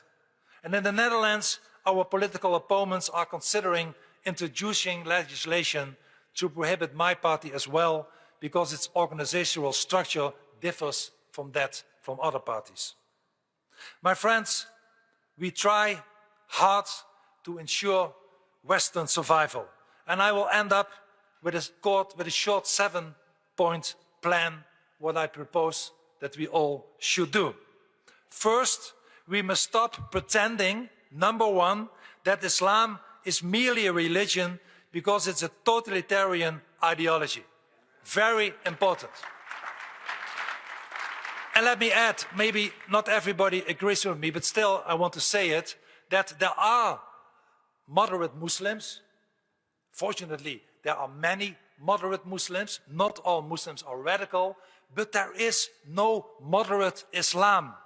So please stop talking about radical Islam, because it's a stupid pleonasm. You have moderate and radical Muslims, but there is only one Islam, and that is the Islam from the Quran, from the Hadith, from all the terrible things that Islam produced.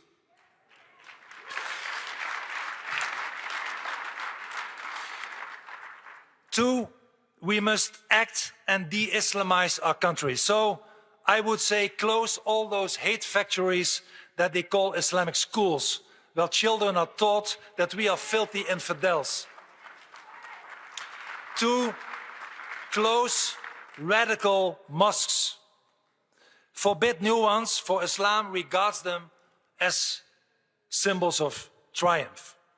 Prevent any new cities of profit on Western soil. Prohibit Saudi, Qatari or any other funding from radical Islamic countries and projects from them in the West. Ban the Muslim Brotherhood and other radical organizations.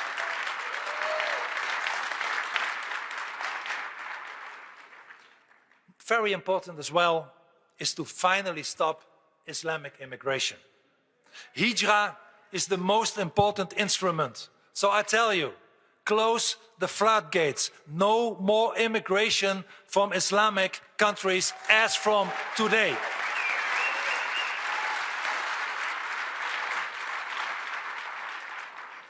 Deport all illegal immigrants.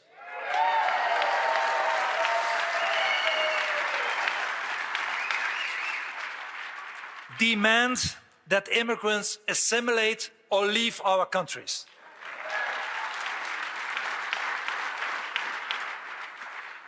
Ban Sharia law. If you love the Quran,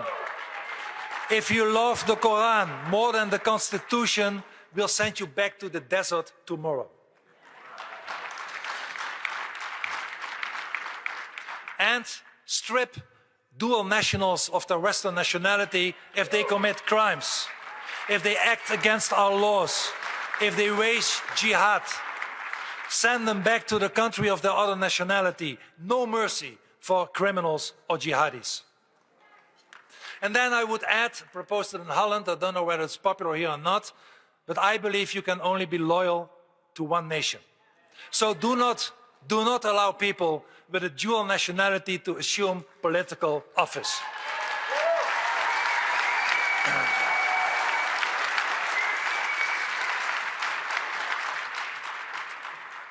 And of course, defend our roots. Our roots are built on the heritage of Jerusalem, Athens and Rome. We owe nothing to Islam. We should reject all forms of cultural relativism. We should not be afraid to say that our Christian Judeo-Western culture is far superior to the barbaric culture of Islam.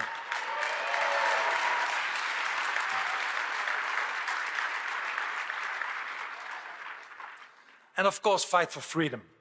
The great Ronald Reagan said that freedom is never more than one generation away from extinction.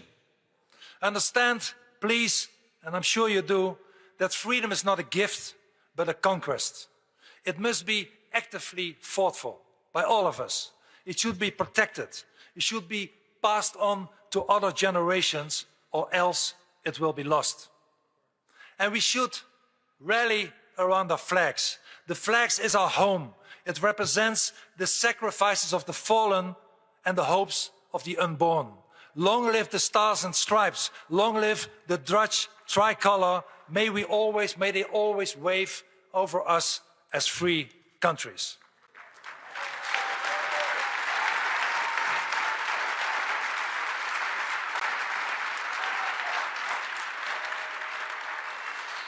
And more to Europe than to you, but especially to Europe, guarantee freedom of speech, the most important right underpinning democracy. We in Europe should have a First Amendment. Spread the message. Another request I have to you. Speak the truth. Don't be afraid. Without the truth, we are already slaves. The truth is the only real weapon that can shatter the dark walls of jihad. Boycott media platform that censors people for telling the truth about Islam. Reject the cancel culture. Repeal all hate speech laws. In Canada, Australia, in Europe, withdraw them. My friends, with this program, we will turn the lights of civilizations back on. A full stop of the Islamization of our societies is the blueprint for our survival and freedom. And we will be victorious, and we will have the moral courage to speak the truth.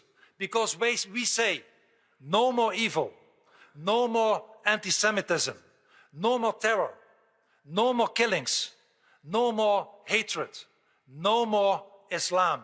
Enough is enough. We are the forces of light.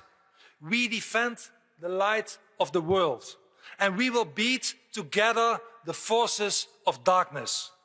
As St. Paul wrote, and I quote St. Paul, our struggle is not against flesh and blood, but against principalities and powers, against the rulers of the world and the spirit of wickedness in high places, end of quote. And indeed, we do not hate Muslims. We are fighting not flesh and blood. We fight a dark ideology that enslaves the mind and extinguishes the human spirit, and the name of that ideology is Islam. And we know, all here sitting together, that if we are brave, if we do our civic duty, and it is not easy, I know that, it is not easy, but we have no alternative. If we do that, we will win. Because we know that the principalities and powers indeed can be toppled, that the rulers of the world, if they are not right, can be defeated, and that the demification in high places can and must end. The West, my friends, has repulsed the Islamic tide before. And by the grace of God and the strength of our own will, we will do it again. This is our duty. And we will not fail. We will not falter. We will never, ever give up. We will stand and fight, and we will win. Thank you. Long live Texas. Long live the United States. And long live the Netherlands. Thank you very much. Thank you.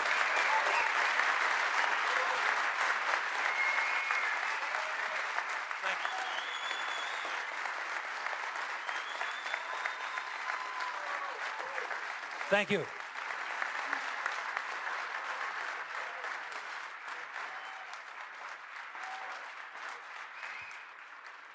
You know, I love that Geert's an ocean away from us, and he captures the spirit of Texas. He said early in his speech, they will never get Texas. Well, Geert, we have a saying for those who try, come and take it.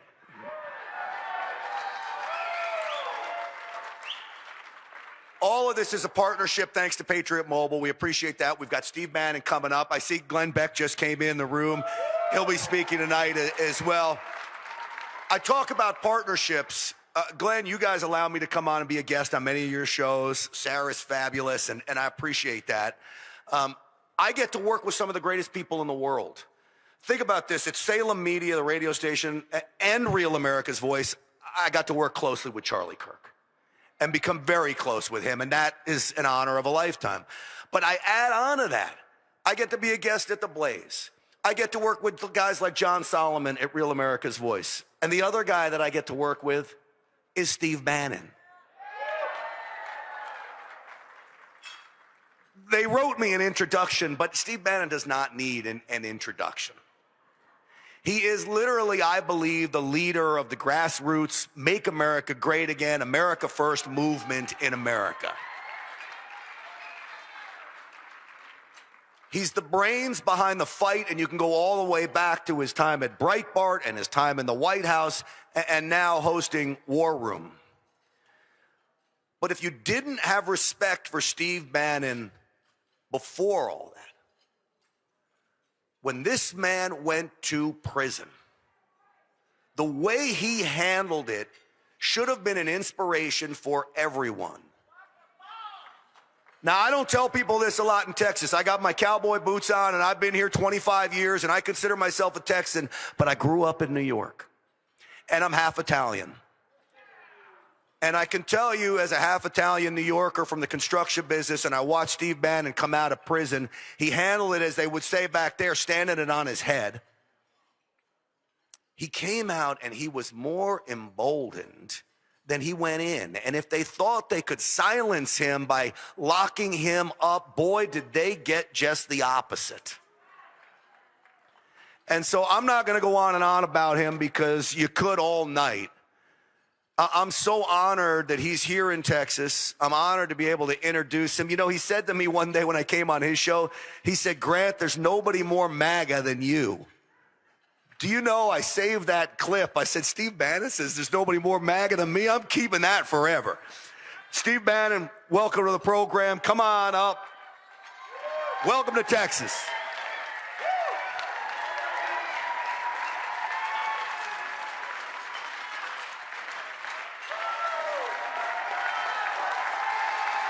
Thank you.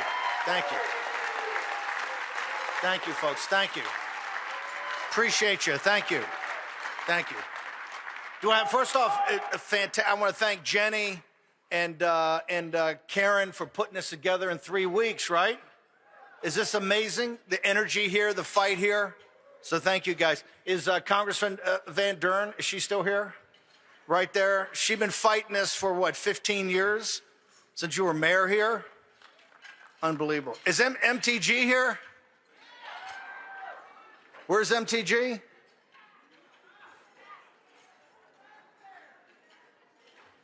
Man, I had a whole list of jokes for him, TJ. I guess I'm going to use it.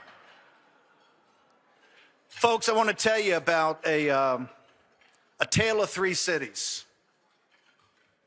Tehran, Minneapolis, and Grapevine, Texas.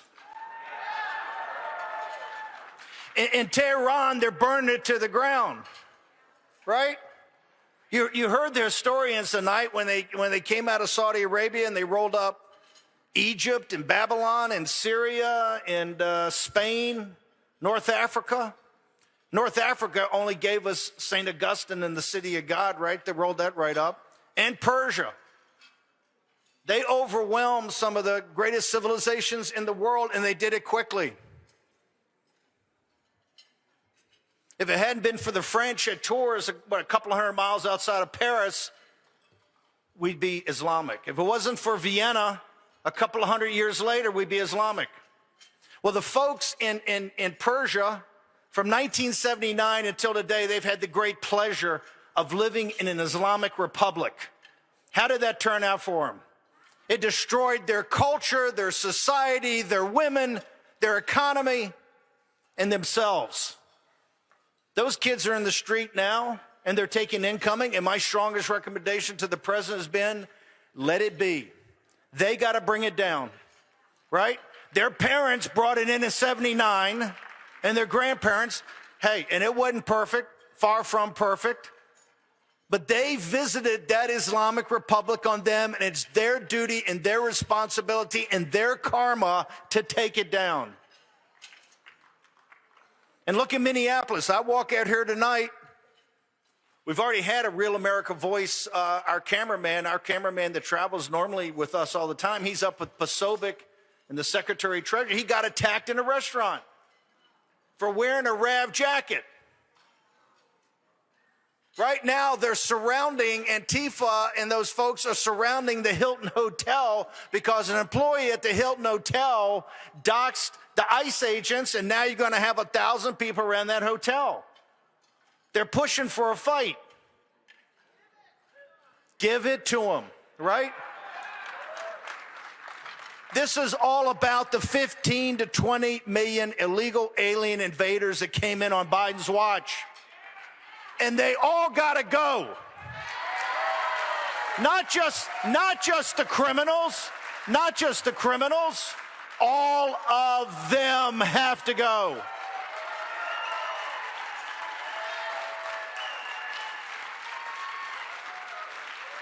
This is a test of wills.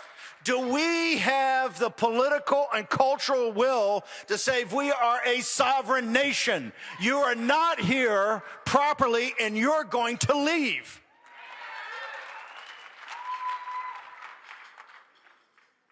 Of all those fights, the most important is right here in Grapevine, Texas. Now, why is that? Why isn't Grapevine, Texas in January, was the 9th of January, 2026, and on a national football college semifinal, you got the Hoosiers of Indiana and the Oregon Ducks, one of the great games of college season. Everybody's here. The energy is incredible and they put together. Had to turn away hundreds of people. You know exactly what the stakes are. You talk about tours, you talk about Vienna. Grapevine, Texas, and Dallas-Fort Worth in the state of Texas is the third. We have to win here. Why did they choose Texas? Why did they choose Texas? Of course, it's the economy, it's the technology. Hell, I don't know, Dallas is going to be the new Wall Street, and Austin is going to be the new Palo Alto. You know, all these things, of course, that comes with a little deal baggage. The people that run those operations, right? You've got a booming economy, you got great people. But even more important than that is what Texas stands for in the world.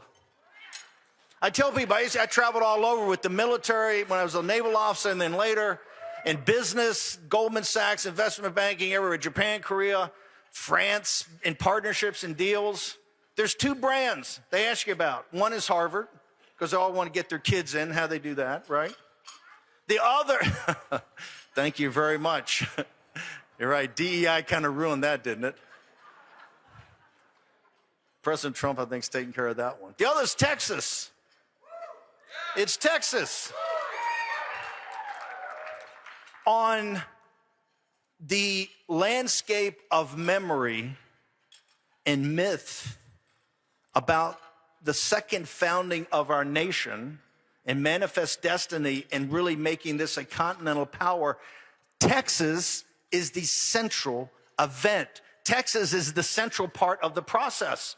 On a global scale, they've all watched cowboy movies. They've all watched the Westerns. They all talk about it because here you took the common man and in a relatively desolate place, you built a culture and society that drove the greatest power on earth into the 20th century.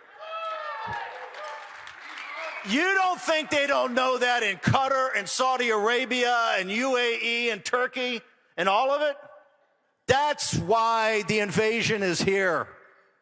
New York's fallen 25 years after 9/11. Could you imagine 25 years at that? We have a Ugandan Marxist jihadist, and they gave it up with what? Out of fight. What did Geert Wilders just tell you? The greatest civilization in the world and the greatest parts of that civilization, Amsterdam, Paris, London, they've gone without a fight. Now, the brothers and sisters there of the Western civilization haven't totally retreated. But they're in a situation now, and I gave an interview on French TV 2 days ago. There's going to be a civil war in the streets in London. There's going to be a civil war in the streets of Paris.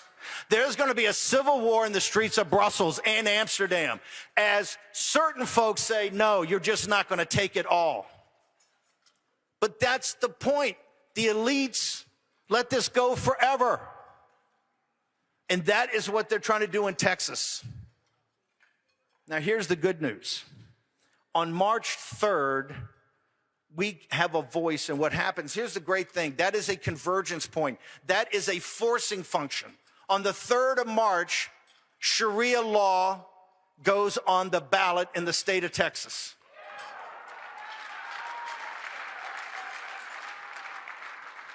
We've got these converging forces. Abbott has done a great job in at least identifying the Muslim Brotherhood and CARE as terrorist organizations. By the way, just as an aside, the New York Post lead story this morning is that they've come up with who's financing the ICE resistance in Minneapolis, in New York, and Sanctuary. They've done this detailed study. And surprise, surprise, who is it? Thank you. It's George Soros and Indivisible and CARE. And CARE. That is the Red-Green Alliance. This is the neo-Marxist with the jihadist. And that's the pincer move they think that's going to take down this country. What they're about to find out, Texas is not New York City. Okay? No way. No way. No way. No way. When John Ford, I don't know if you guys are fans of Westerns. Everybody here seen The Searchers, right? The movie? Right. Greatest Western ever made, by far. Made by John Ford, our greatest director of Westerns, with John Wayne, Ward Bond, Natalie Woods as one of her first roles. The story, he had the book and the novel. The story is the search for the Holy Grail.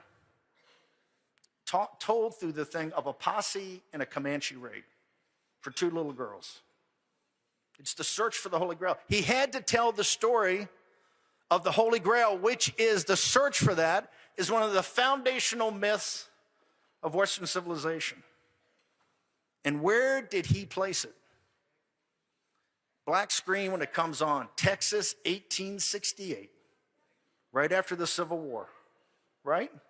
He told the entire story there. Now, if truth be told, he did go to West Texas where the event actually happened and said, this is such a mythical story with so many, big themes. He went to Monument Valley actually to shoot it. But it didn't matter. Nobody knew Monument Valley stood in for West Texas until 40 or 50 years later of all Ford's Westerns.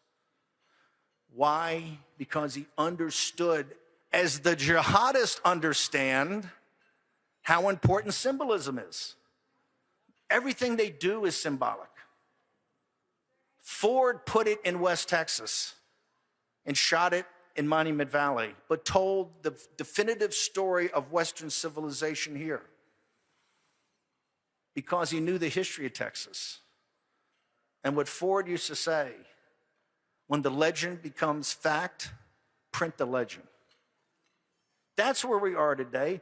This invasion of Western civilization, they've taken the great cities. They've taken Paris. They've taken London. They've taken New York City. They've taken Chicago. And you know what? They would give them all up for Texas. They would give them all up for Texas. That's why it's you here, and we've got enough people to fight this. And we have the great benefit of having a forcing function. March 3rd, it's on the ballot, right? It's incumbent upon us to do something with it. Now, I will tell you, at War Room, we have covered 2 intensely Texas events over the last year or 2. One is the impeachment of Ken Paxton, right, from the floor. And the other is the redistricting effort Brian Harrison, the Patriot mobile team, led, right? Not only were our audience numbers huge, but we had a huge international audience. Why? People are interested in Texas. They understand Texas is where the future is being built. They understand that, and I say this as a Virginian, that it is the first among equals of the great states of the Union. And they understand that. That's why March 3rd and the convergence on March 3rd and having a sweeping victory on March 3rd, that night, it will be the #1 story throughout the world that we put on a ballot a proposition to prohibit Sharia law in the state of Texas.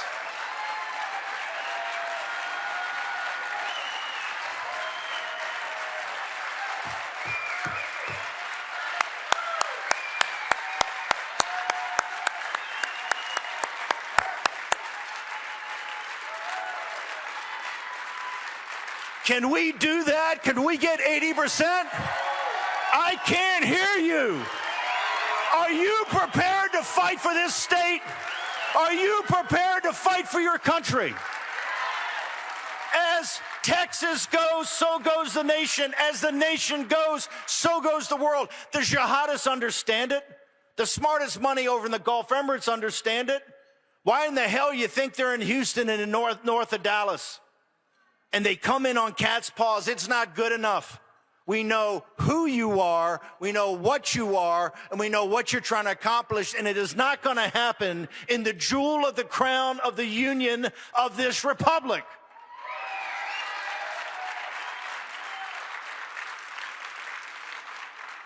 And how do I know we can win? Because let's go back to Soros and CARE. George Soros put almost $400 million over this in Texas in the last 10 years to turn Texas blue. How did that turn out? Did not Donald Trump not win by 14 points? Hell, Ted Cruz won by 11 or 12. That, grassroots, 100%. That's what it's here. We don't need, this is true populism. We don't need any leader to step in here. This is leaderless, as it should be. I'm announcing now that starting Monday at 6 o'clock, we'll start at 6 o'clock, but on Monday, Tuesday, and Thursday to start our 3 days a week, building to 5 as we get into February, we're going to have War Room Texas, okay? War Room Texas.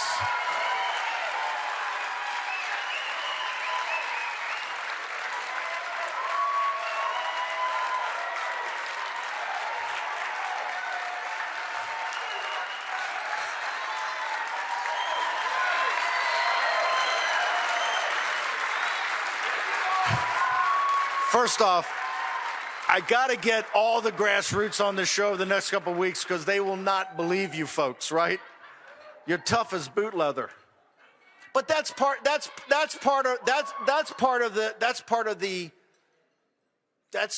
deep part of the spirit of Texas. right? People here love this state like nothing else. It is endearing. I've known this for years, right? Not just the football and the culture. It's in the cussedness, right? And the stick-to-itiveness, the toughness. You can't be beaten. If we're focused, you cannot be beaten. And we don't need any big leader to come here. I'm talking about you. I'm talking about every person. We don't need another person between now and March 3rd. Now, we're going to have others. The big opposition here is going to be the people making money, right? It's just like the revolution. The revolution started off, Mike Flynn and General Flynn got the new committees on correspondence. They're putting that together. General Flynn talks about all the time. Things started off about 10% of the folks. Eventually got to maybe a third. You had third Tories, and you had third in the middle, and the Tories were making money. You got Tories in this state. You have collaborationists in this state. They're making big money on the invasion of this state by Islamists. That has to be exposed. It has to be held accountable. It has to be stopped. And we're going to do it. We're going to shame them every day. This show is your show. It's going to be co-hosted by a Texan, and eventually it's going to be hosted by Texans. You know why? You guys are tough enough and smart enough to figure it out. Somebody, the great Lance Walnut, who is Lance here? I've learned so much. I didn't quite understand I was a Christian nationalist until I started following it. Now I realize. I said, I'm whatever this guy is. I'm one of those. And I want to thank Real America's Voice. I mean, hell, we got War Room in the morning. You got the Charlie Kirk show. And they gave Charlie Kirk a shot when he just started his podcast. You got Pasovic. You got bowling in the afternoon. You got Lance. You got Stinchfield at night, right? It's a huge platform. Hell, you're going to have Glenn Beck here in a moment. Glenn Beck's platform. You got General Flynn's platform. We got enough media platforms to do this. We got enough content to do it. We got enough interesting, tough characters from Texas to do this that people are finding mesmerizing. It's, do we have the will to do it? Do you have the will? This fight's been brewing for decades. In New York, they blinked and they let a Ugandan Marxist jihadist take it. Now he's talking big talk. He's going to do this. He's a sanctuary city. President Trump, I don't like giving you advice because you're on a roll. But we're grabbing Mondura. We're grabbing guys all over the place. Go to New York City and get Mandami. Roll him up. Check his papers. His papers are all screwed up. He's not a naturalized citizen, lied on everything. He's part of jihadist groups. Go to New York, go to Minneapolis and get that Mayor Fry. He's an instigator. Get Walls. Walls going to call it the National Guard to go against that guy. Roll up Walls. I'm going to tell you one thing. I don't think any of those brothers could handle a federal prison. Although Fry might enjoy it.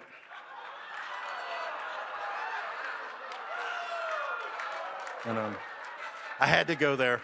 I couldn't hold myself back.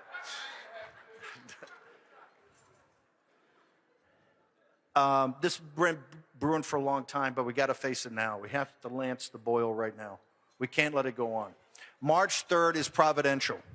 We drive everything to that. We get Abbott to put some meat on the bones of what these terrorist groups are and what we're going to do with them, right? We do that.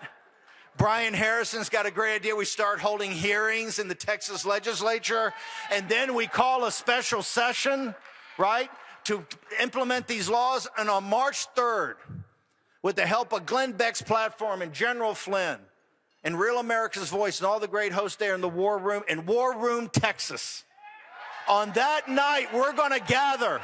We're going to gather, and you're just not showing the Islamists here in Texas, but you're going to show their collaborators, and you're going to show them in Riyadh, in Abu Dhabi, and Doha, and in Turkey, Constantinople. Did I say that?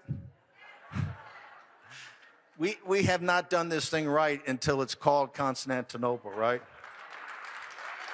And Hagia Sophia is a cathedral again. A basilica, not a mosque.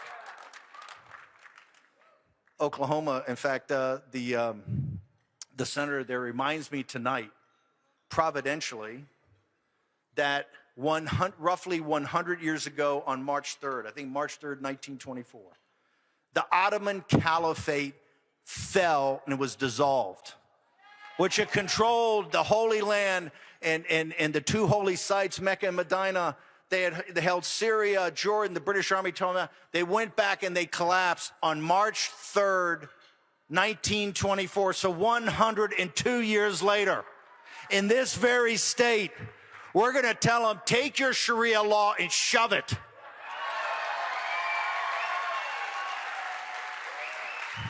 Folks, can we do this? Can we do this? Can you do it for every pioneer that came to this state and made something of it? The giants on the shoulders of whom you stand? Can you do that? Are we going to be like Europe and just let Paris go and let Brussels go and let London go? Are you prepared to fight? New York City, they gave up. In Chicago, they've given up. In Minnesota, not just they've given up, they've turned on the United States up there. These big cities in the north have all cratered.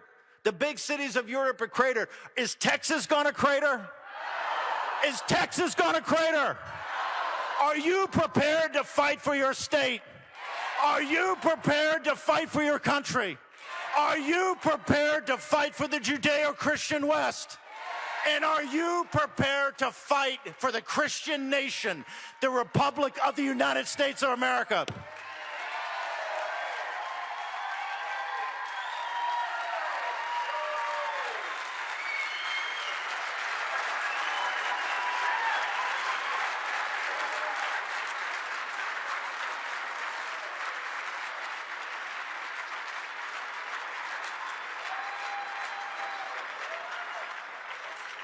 Did I tell you it's an honor to work for that guy or what? Amazing. Glenn, it's an honor to be a partner with you as well and all you do and putting this whole thing together. I'm going to hand the podium over to you and introduce Glenn. Well, I don't want to follow. No, I don't want to follow. How do you him. follow that? All right. Well, hey, listen. You know what? I just get to introduce the next guest and the next speaker. He's a dear friend. I love him. I love his wife, Tanya.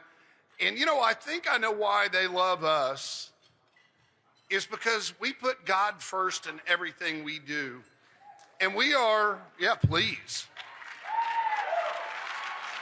He is at the helm of Patriot Mobile, and we're his stewards, and we try to glorify him in everything we do. And you know what? I think that's really why you love us. And I will tell you this right now. I will bow to one God, the creator of this universe, the one that came here in the form of a man and walked on this earth, died for us, and through his death and resurrection, gave us the opportunity to join him just by believing in him. So look, that is the way I live. So before I go there, I want to just say one thing. I get to introduce Glenn, but before I do, I'm going to read something. My wife wrote it, and if I don't read it, I will never do this properly. Okay, well, I'm not going to read it because don't have my glasses. Well, I don't even have glasses. Anyway, we sponsor Mercury One, and I know JP, I know Suzanne is over here somewhere, and Elijah, and you're supposed to be bringing stuff out. But anyway, we support Mercury One, and we do so in a way that we, out of this, a simple cell phone, we're activists. And we're funding our activism through a cell phone bill. And we donate to causes that align with your values. And if you're not a customer, you should be. I won't say that again. But we're working with a movie. It's called Abbygate. And I think we're going to show a clip of Abbygate. Is that correct, guys? Well, if it is, start rolling and I'll step away. If not, I want you guys to check it out. And we'll get it to you in your hands. It's one of these most incredible movies that is written about Abbygate in Afghanistan, where a bunch of people were killed, 13 U.S. Marines and Americans. And it was through the absolute neglect and the Biden administration. They didn't care. And they left our people over there. They give $80 billion worth of equipment away to the hands of those that want to hurt us. And so, hey, I'm not going to go any further. I want to introduce Glenn because he is, in my opinion, one of the greatest patriots that has been talking about Sharia law and anti-Islamification for a decade. And so it was such a great honor. I called him the other day and I said, hey, we want to, you're smiling. I said, hey, we would love for you to come over and help us. And he goes, if you were watching my show, you would know that I was here in Texas. And I was like, Glenn, we're running a business, you know? Jenny makes me go to these meetings. And so anyway, I will not sit back any further and hold your time because I know that you're going to get that. We have been lit up with Geert and Bannon, and now the closer, right? The hammer is coming out. The wonderful, God-loving Glenn Beck.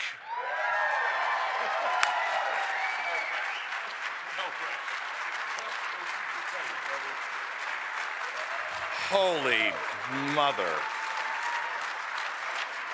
Hello. Thank you so much. Thank you. Thank you. I have to tell you, he didn't tell me that I was going to be following Geert and Steve Bannon. Thank you. I owe you one.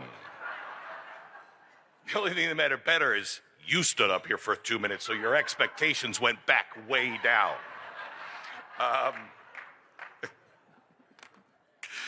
I am so glad to hear. Look, I am not a leader of movements. I honestly, many times, I just wonder, why America's standards are so low. That's how I got to the position that I'm in. But I am thrilled to be here tonight because I want to talk to you about some history and some things that we know from the past. Also a conversation that I had today that is remarkable with a very dear friend of mine, Edwin Black, if you know who he is. He is probably the preeminent scholar on the Holocaust, and he's the guy who wrote IBM and the Holocaust, and IBM sued him, and he quickly shut that down because they didn't realize who they were dealing with. He had all the facts and figures, and he gave me a message today that I found extremely disturbing from him that I think you need to know about, and it goes right to exactly to the cause. The other thing I want to start with, about 5 months ago, I was getting a blessing before I was speaking somewhere, and something downloaded to me, and I have not felt, rarely have I felt anything as powerful, and I know when God speaks, at least to me, and I know what that feels like, and next month I'll be 62 years old, and I have struggled my whole life to know, what am I supposed to do? Why am I here? And in this blessing, I really felt, I know why I was born. And God was very clear, and I have not said this on the air in this way, and you're the first to hear, but I feel it's important because I think God is going to speak to a lot of us, and we need to listen to him. Everything that I have done in my life, including collecting what is now the third largest library of American documents, only behind the National Archives and the Library of Congress, that came on a prompting years ago of clay pots. And I didn't know what that meant until I realized that our sacred American scriptures were going to be destroyed if we didn't stand up. And so I should collect them. And when I thought about our sacred American scriptures, I immediately thought of the Dead Sea Scrolls and how they were pushed into the back of a cave and set in clay pots for a couple thousand years because they were coming to destroy them. And even on that, it felt so clear to me. But I know there's a chance that I get up to the other side and I'm like, the clay pot thing, I figured that one out. And I know God could be like, no, there was a sale at Pottery Barn, Glenn. I tried. This one I know, in that blessing, I felt there are two things that are going to come facing the world. One is Islamism and Sharia law. Two is the hunting of Jews again.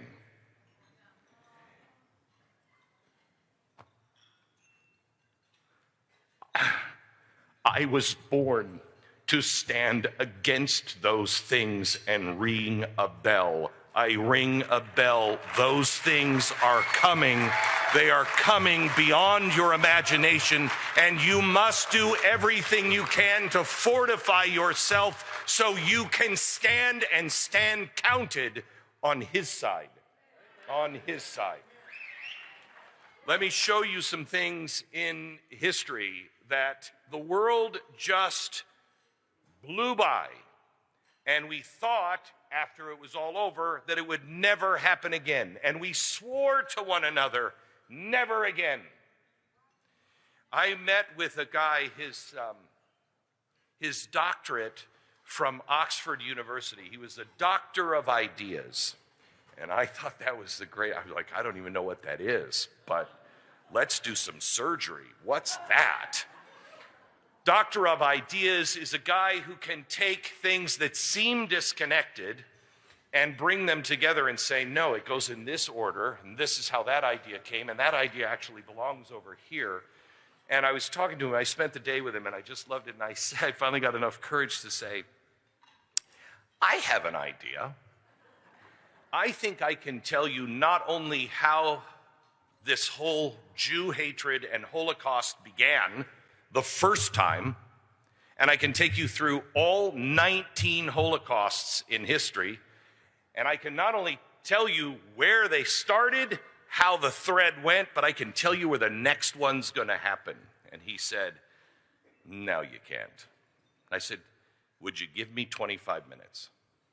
45 minutes later, he told me I should get my doctorate on that because he believed it was true. Let me give you the highlights. Start with Abraham. I believe in good and evil. I believe God and Satan exist. Start with Abraham. God says, you are my people. I am going to take this small little tribe, fewer than this room, and I am going to have you multiply more than the stars in the heaven. And you will be a powerhouse on earth. And I am God, and I am declaring that. I am choosing you. Now, if I'm Satan, all I have to do to thwart God is to make him break promises. God cannot break his promise. God must be true in all things that he says. So if I'm Satan and I'm arrogant, I'm like, all I got to do is kill the people in this room? That's easy. How many of them are there? I can kill these people. And he tries, and he fails, and he tries, and he fails, and he tries, and he fails. And each time more are killed. Each time it gets closer, but each time it fails. And every time one of these roundups, these programs, these holocausts happen, it jumps. It jumps from one place to another, and it drags some of it together. You know, the yellow star, wearing the yellow star, that wasn't from Germany. They didn't do that. That was from the program and the Holocaust that happened in Persia years before. All of these things were gathered one after another, and they're dragged along, and Satan goes back into hiding and withdraws after the failure, and then he comes back and he repackages. Do you know who made the Nazi uniform? Hugo Boss. Check your labels, gentlemen.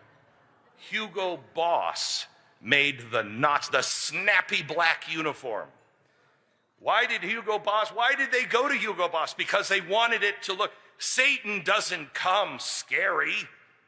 He comes dressed in Hugo Boss. every time it drags and it mutates and it looks different and it learns the society. And it's like, I've got to present myself this way this time because they'll never see it this time. The last time the Holocaust happened, it jumped right at the very end. It jumped and it planted itself and it has been waiting and it is alive today. Let me give you some things that we got the last time. First of all, America is nothing but a slave state, right? All we did was exploit African Americans. It was our fault. We were the ones. This is a sword from one of the tribes that was selling the white man the slaves. They were rounding them up. This is a Muslim sword from Africa and the slave trade. And today, while our country, while the Western civilization had said, no more of this, no more slavery, you are not allowed to sell men and women and children in the open market, Islam is still selling men, women, and children in the open market. It is an evil ideology. Political Islam is an evil ideology. And I'm a guy who just raised money to help elect a Muslim in Congress out of Arizona named Judy Zatzer. Judy has, I've known him for 20 years. He is a Muslim. You know him, Frank. He is a Muslim who is one of the first people to stand up and say, this is an evil ideology. Political Islam is death to the Western culture. We cannot paint people with broad brushstrokes. We must know our enemy and be able to articulate it clearly. Otherwise, you will be duped by people in Hugo Boss.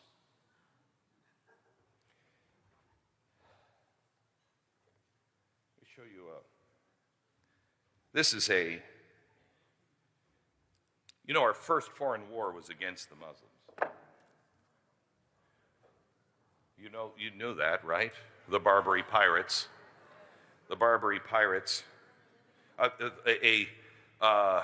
2/3 of our national expenditure every year was going to pay the bribes of the Barbary Pirates.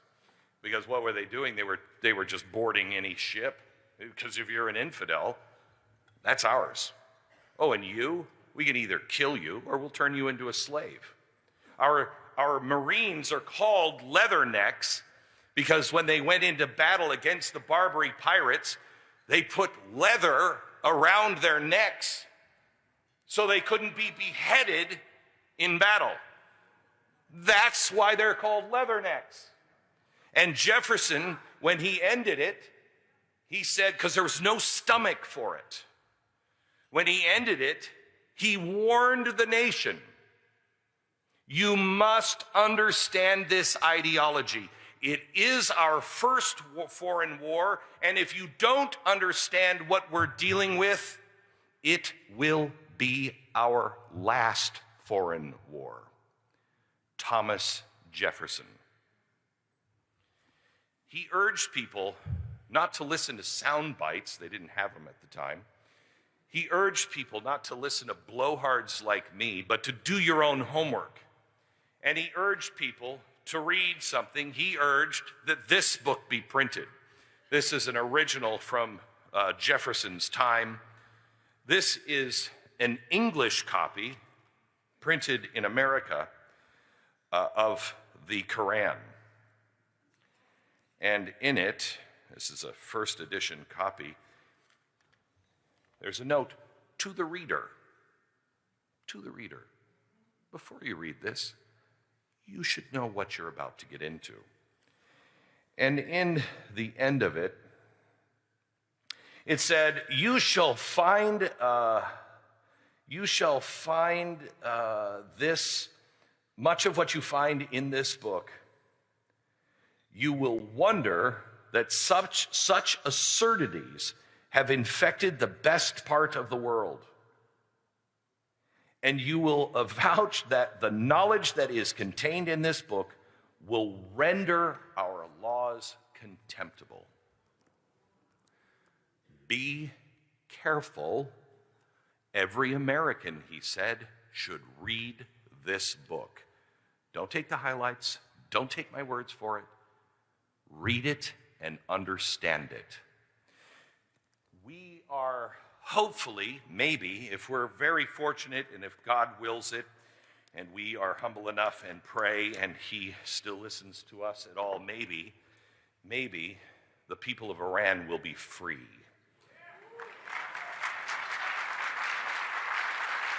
I told my staff this morning, prepare. The world could be in total chaos by Monday when we come back to work, or we could be looking at a free Iran and free Persian people by Monday. Most people don't understand. I was younger, obviously, when I feel like Methuselah lately, but I was much younger when the Shah left. And I really didn't understand what was going on. I really thought that this was a big religious movement and that people really wanted, this religion of Islam. And no, that's not what happened. That's not what happened. Here's what happened. Marxists came into Iran. Marxists started to undermine everything. Marxists and Islamists began working together to destabilize the country, overthrow the Shah. And the United States of America under Jimmy Carter said, meh, okay. What happened in Iran is what is happening in the United States of America. Marxists, communists, socialists, anarchists, and Islamists are working to destabilize the Western world. They are working together to overthrow Western civilization, and their last stop is the United States of America. And as Steve just said, the crown jewel is Texas. There were lots of different things all kinds of plans the Russians, the Soviets had made to invade the United States. Not one of their invasion plans included coming across the border into Texas. You know why? Because they knew Texans knew who they were. They knew Texans understood the power and the grace and the goodness of this country.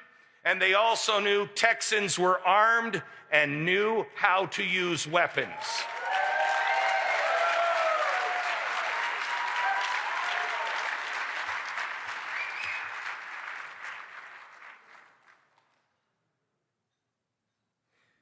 At the end of World War II, the Grand Mufti of Jerusalem, he saw this figure rising up in Jerusalem, in Germany, and he thought, this guy is amazing. This guy is incredible. This guy has the plan for not just Germany, but the entire Middle East. He went and he presented himself to the Germans and to Hitler. And in our museum, we have original photos of the two of them together as they met. He went and he got the plans of the concentration camps and the death camps and the final solution. It's excited him so much, he said he wanted to build those all throughout the Middle East. That finally the Jew would be burned out of the Middle East.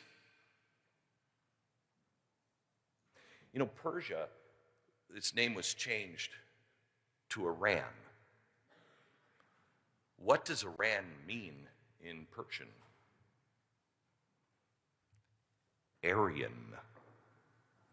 We are your Aryan nation. The Grand Mufti brought the plans back. The Grand Mufti is the guy who started, was it Hamas or Hezbollah? One of the really, what is it? PLO. All of this is all tied together. When I talked to the doctor of ideas, I said, I can tell you right where it's coming from. It's going to start with the mullahs in Iran. When they say they are going to burn the Jew in the fire of the Islamic fury, they mean it. They mean it literally. Because that Islamic fury was corralled and shaped the last time it jumped. It jumped with the Grand Mufti and planted itself in the Middle East. And we dismiss it at our peril, because Jews are only the first. Christians are next. 2 uniforms. This is a uniform of the Muslim Nazi SS. They wore the fez.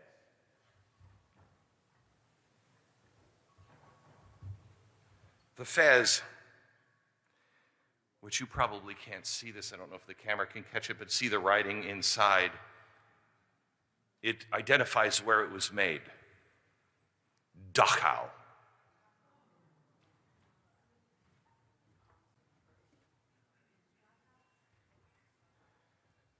That uniform was made by prisoners in Dachau to dress them in snappy uniforms to round up more people to be in Dachau. That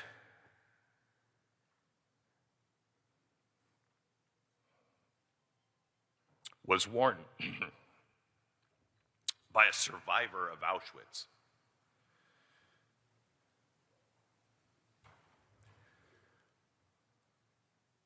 That was worn by a man who wasn't Jew. He has a triangle on his jacket and on the hat and on the pants. And it appears today to be pink, but it was actually red, which means he was either a communist or a capitalist. He died recently. We bought it from his family. He still lived in Poland after all these years. They didn't want it anymore. We wanted it to remind people this happens over and over and over when you don't want to look at it anymore. Somebody gave me, I'm a recovering alcoholic, and an alcoholic gave me the best advice ever when I first sobered up. He said, Glenn, when you least expect it, expect it. I said, what does that mean? He said, you'll know it when you see it. Expect it when you least expect it. And it happened. It happened just like that. Something happened in my day early on in my sobriety. I don't remember what it was. But everything made sense to me that, yes, it was personally, it was absolutely reasonable to go and have a drink today. And I almost went, and then I heard his voice, when you least expect it, expect it. Because your brain knows you really well. It knows all the little paths. Let me say that another way. Satan knows you really well. And it knows all the little paths that will make something sound absolutely reasonable. May I ask and request something? And I was so glad that Steve said this. And I think Geert said it as well. But I have heard members in our own administration call this a Christian nation. We are not a Christian nation. We are a Judeo-Christian nation. Those two go hand in hand and must never be separated. You cannot take the Jew out of Jesus. You cannot take the Old Testament and separate it from the New Testament. They build on one another.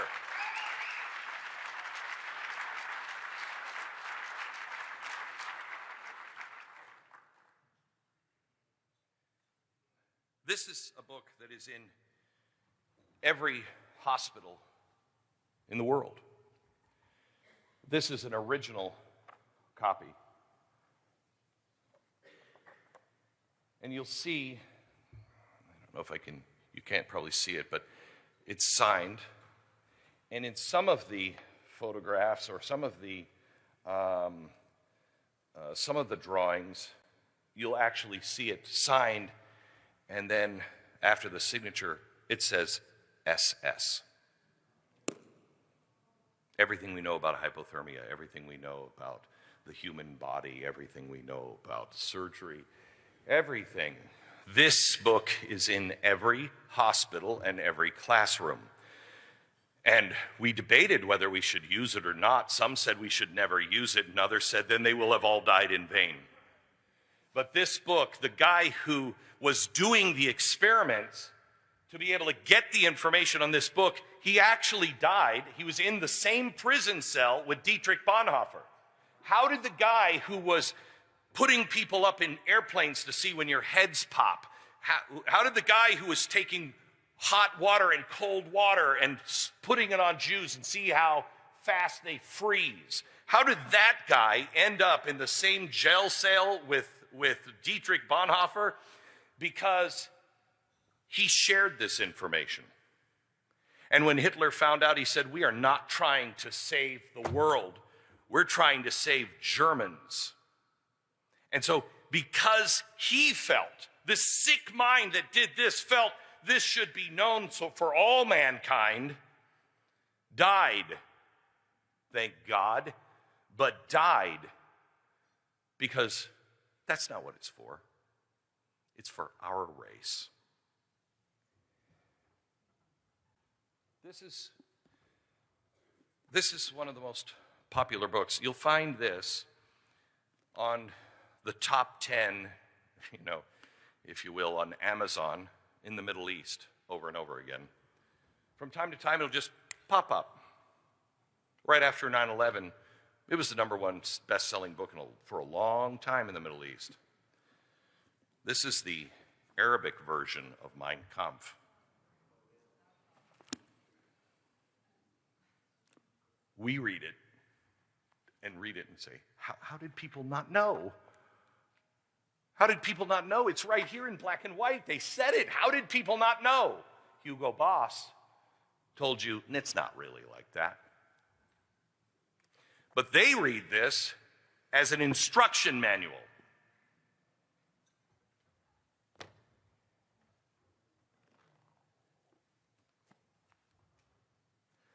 My good friend Edwin Black, this is his book, War Against the Weak. This is the book on how they were killing children in Germany, and quite honestly, how they're doing it again in Canada, and everybody seems to yawn. The 5th leading cause of death now in Canada is medical assistance in dying, MAID. The 5th leading cause, and they're about to open it up for teenagers. If you are depressed, you can apply for medical assisted suicide. They are now talking and debating in the next 18 months about if you are mentally handicapped. Does any of that sound familiar? But this time it's cloaked as compassion. The scariest people in Germany were not wearing the black uniforms, they were wearing the white coats.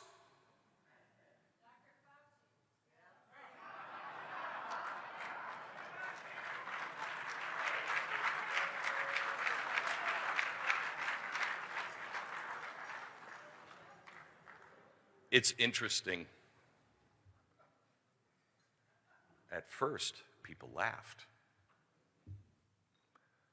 Dr. Fauci is not a laugh line.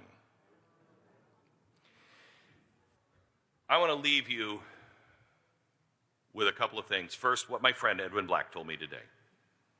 I've known him for 20 years. He is a serious scholar. He is not somebody who goes off half-cocked. In fact, I have been ringing this bell for 25 years going, Holocaust, Holocaust, Holocaust. We're planting all of these seeds really bad. And he would tell me all the time, Glenn, there are 8 steps to the Holocaust. We're only at 4. And even, I know, and even if we were at 6 or 7, it doesn't mean that 8 will happen. We pay attention and we know where we are on the chart. So we make sure DEFCON 2, DEFCON 1, we know where we are on the chart. And we pay attention to it so it doesn't end there. But it doesn't have to end there. He has told me that for 25 years. Today, he told me,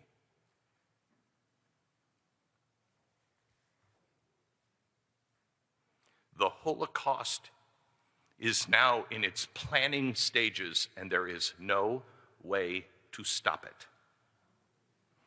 It is happening, and it will happen again, this time all over the world.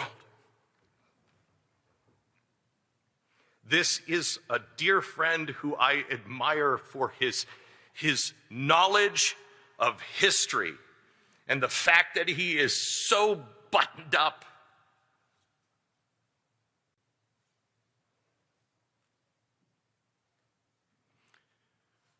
We are facing unbelievable times. Every day,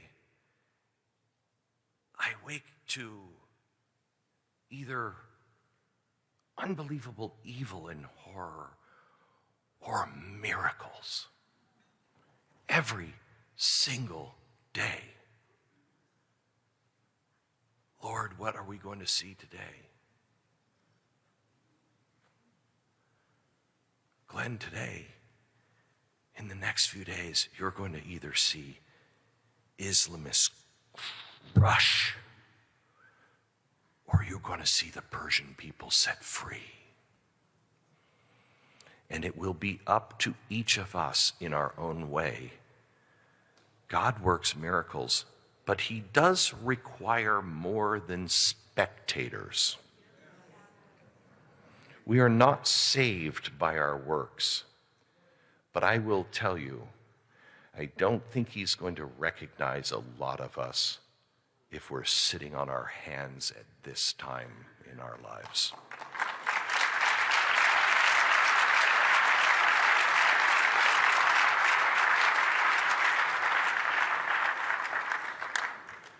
Raoul Wallenberg is one of my heroes.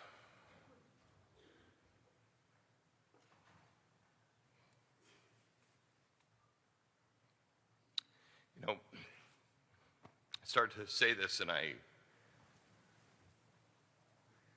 think of why I was born, and I was born to tell you these things, and it's why my whole childhood makes sense. And my love for people like Raoul Wallenberg makes sense, so I can be prepared to tell you who you should strive to be. Raoul Wallenberg was a guy who didn't have to be involved. He's from Sweden. There's a statue of him that no American knows. I did an interview with an autobiographer, a biographer of Raoul Wallenberg years ago, and she came to America, and there's this beautiful book on him. I mean, he makes Dietrich Bonhoeffer look like a wimp, and that's saying something. During the interview, she broke down in tears with me, and I said, "I'm sorry, did I say something?" Because I was asking her a question. "I'm sorry, did I offend you?" She said, "No. I've been on a book tour all over the world and all throughout America, and you are the only journalist who knows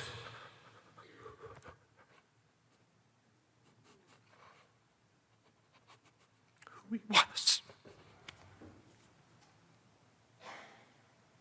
He came from a family like R.H. Macy. He was wealthy. His family they owned a huge department store, huge industry. He had no reason to get in. States came to him and said, something is happening with the Jews. We need you to accept an ambassadorship of your country. We need you to go to another country. And we need you to tell us what's going on with the Jews. And he did. And we didn't listen. And he gathered more evidence. And he went to England. And they didn't listen. So he gathered more evidence. And he went to Switzerland. And they didn't listen. They listened, but they didn't want to believe. He finally went back and said, I don't need anybody to listen. I'm here. And he began making the Schutzpass. This basically says, you're now a Jew and you're a citizen of my country. You're no longer, you don't have to worry about it. You're under the protection of my king. Now, remember, his king was under the direction of the Nazis at the time. They had been invaded.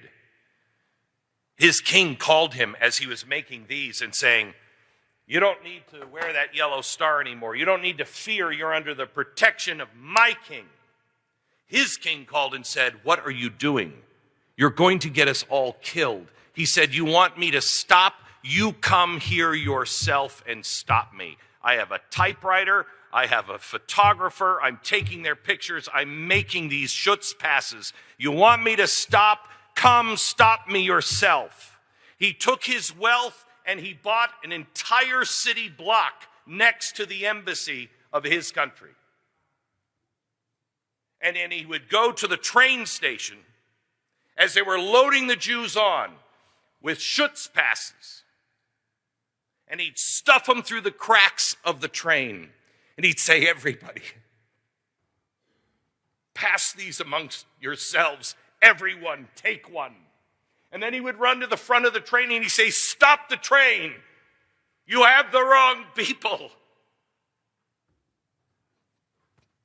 These people belong to me. He saved over 100,000 people.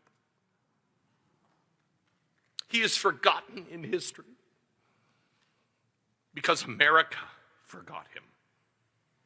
He was last seen running into the arms of the Soviets as they came in to Budapest.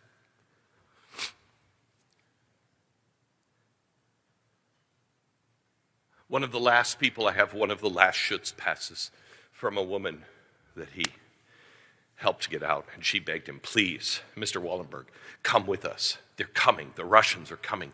Please come with us. You've got to go. And he said, there are too many left to save. And the Russians can't be as bad as the Germans. We don't know how his story ended. Thank you. We don't know how his story ended. There's three ways. One, he ran into the arms of the Soviets and he was shot on the spot. Highly unlikely because there was orders from Stalin. Stalin wanted to interrogate him himself. Second version, he died under torture in Moscow with Stalin. And the most horrific, to me at least, is that he died in a prison camp at hard labor in 1972. The first president that demanded an answer, what happened to Raoul Wallenberg, was Ronald Reagan.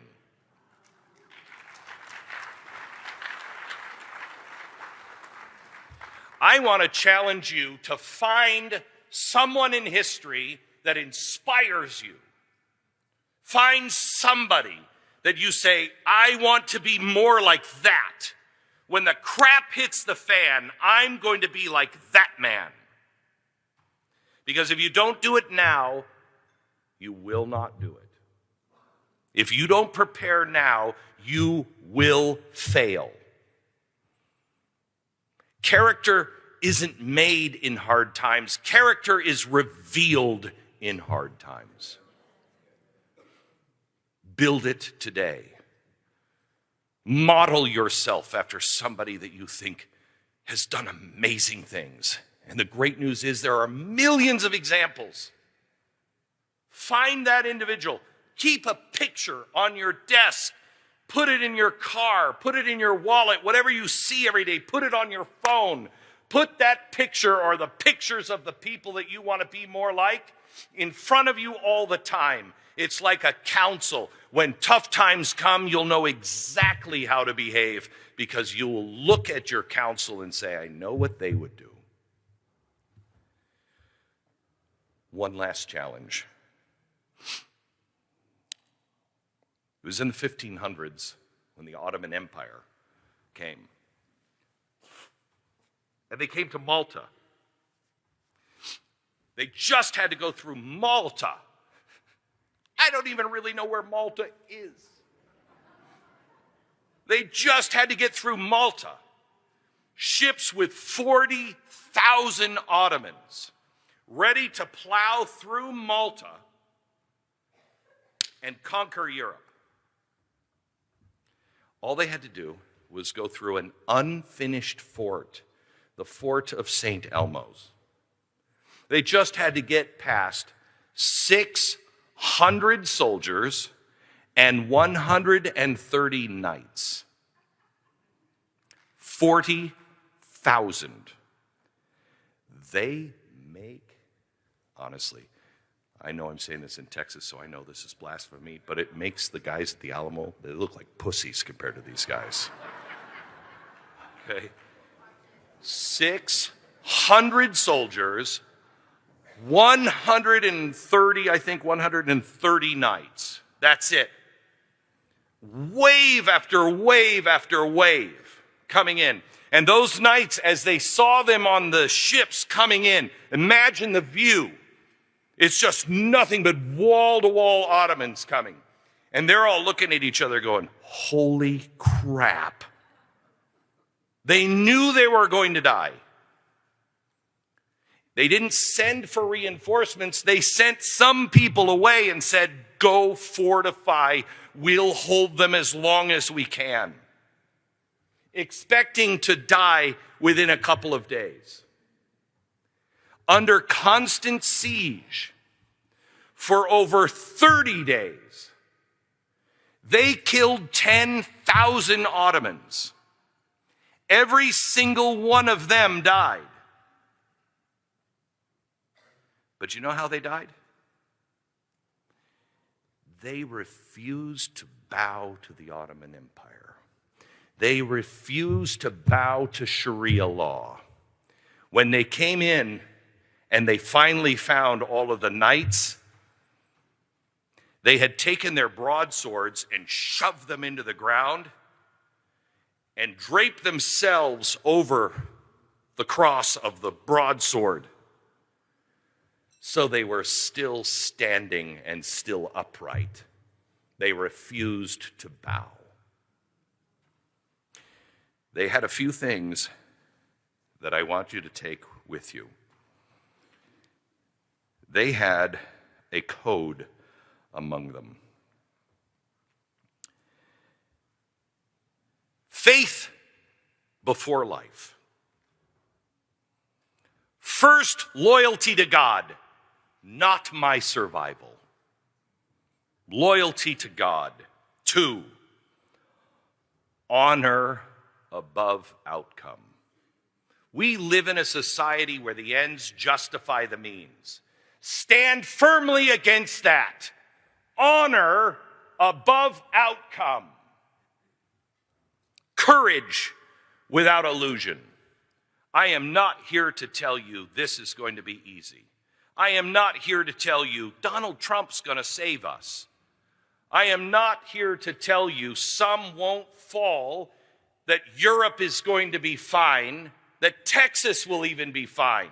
I'm telling you, it could be the fight of our lives. I am telling you that people generations down the road, unless Jesus comes, if we still have historians, 100 years from now, they will write about you. There will be someone like me who will bring an artifact from Texas and say, this is how they did it. This is who we should be like. We live in extraordinary times, courage without illusion, and brotherhood unto death. No man fought alone. We're in this together. We will fight together. We will pray together. We will love together. And so help me God, we will survive together. Thank you. God bless.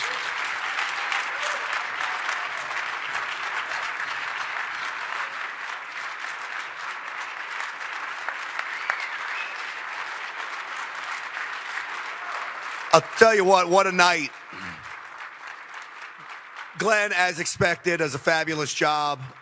Steve Bannon, Geert, and I'll tell you one common theme, and then we'll end it, and a big thanks to Patriot Mobile, of course. But notice Glenn talked about Texas. Geert talked about Texas. And Steve Bannon talked about Texas. About this is the place where we stand and fight. They don't go to Minnesota and talk like that about the people there.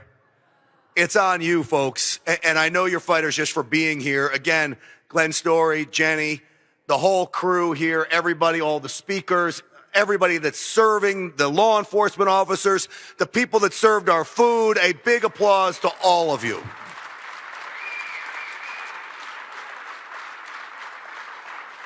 And to my friends watching on Real America's Voice, this is the only network that would carry this live for as long as we do. That's the commitment and partnership with Patriot Mobile and Real America's Voice of taking our country back.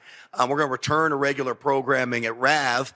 And thank you for sticking with us here. And folks, God bless all of you. Take what you learned here tonight. Take it to the streets. Tell your friends. Tell your family. And Texas is it, baby. And we're going to win always. Thank you.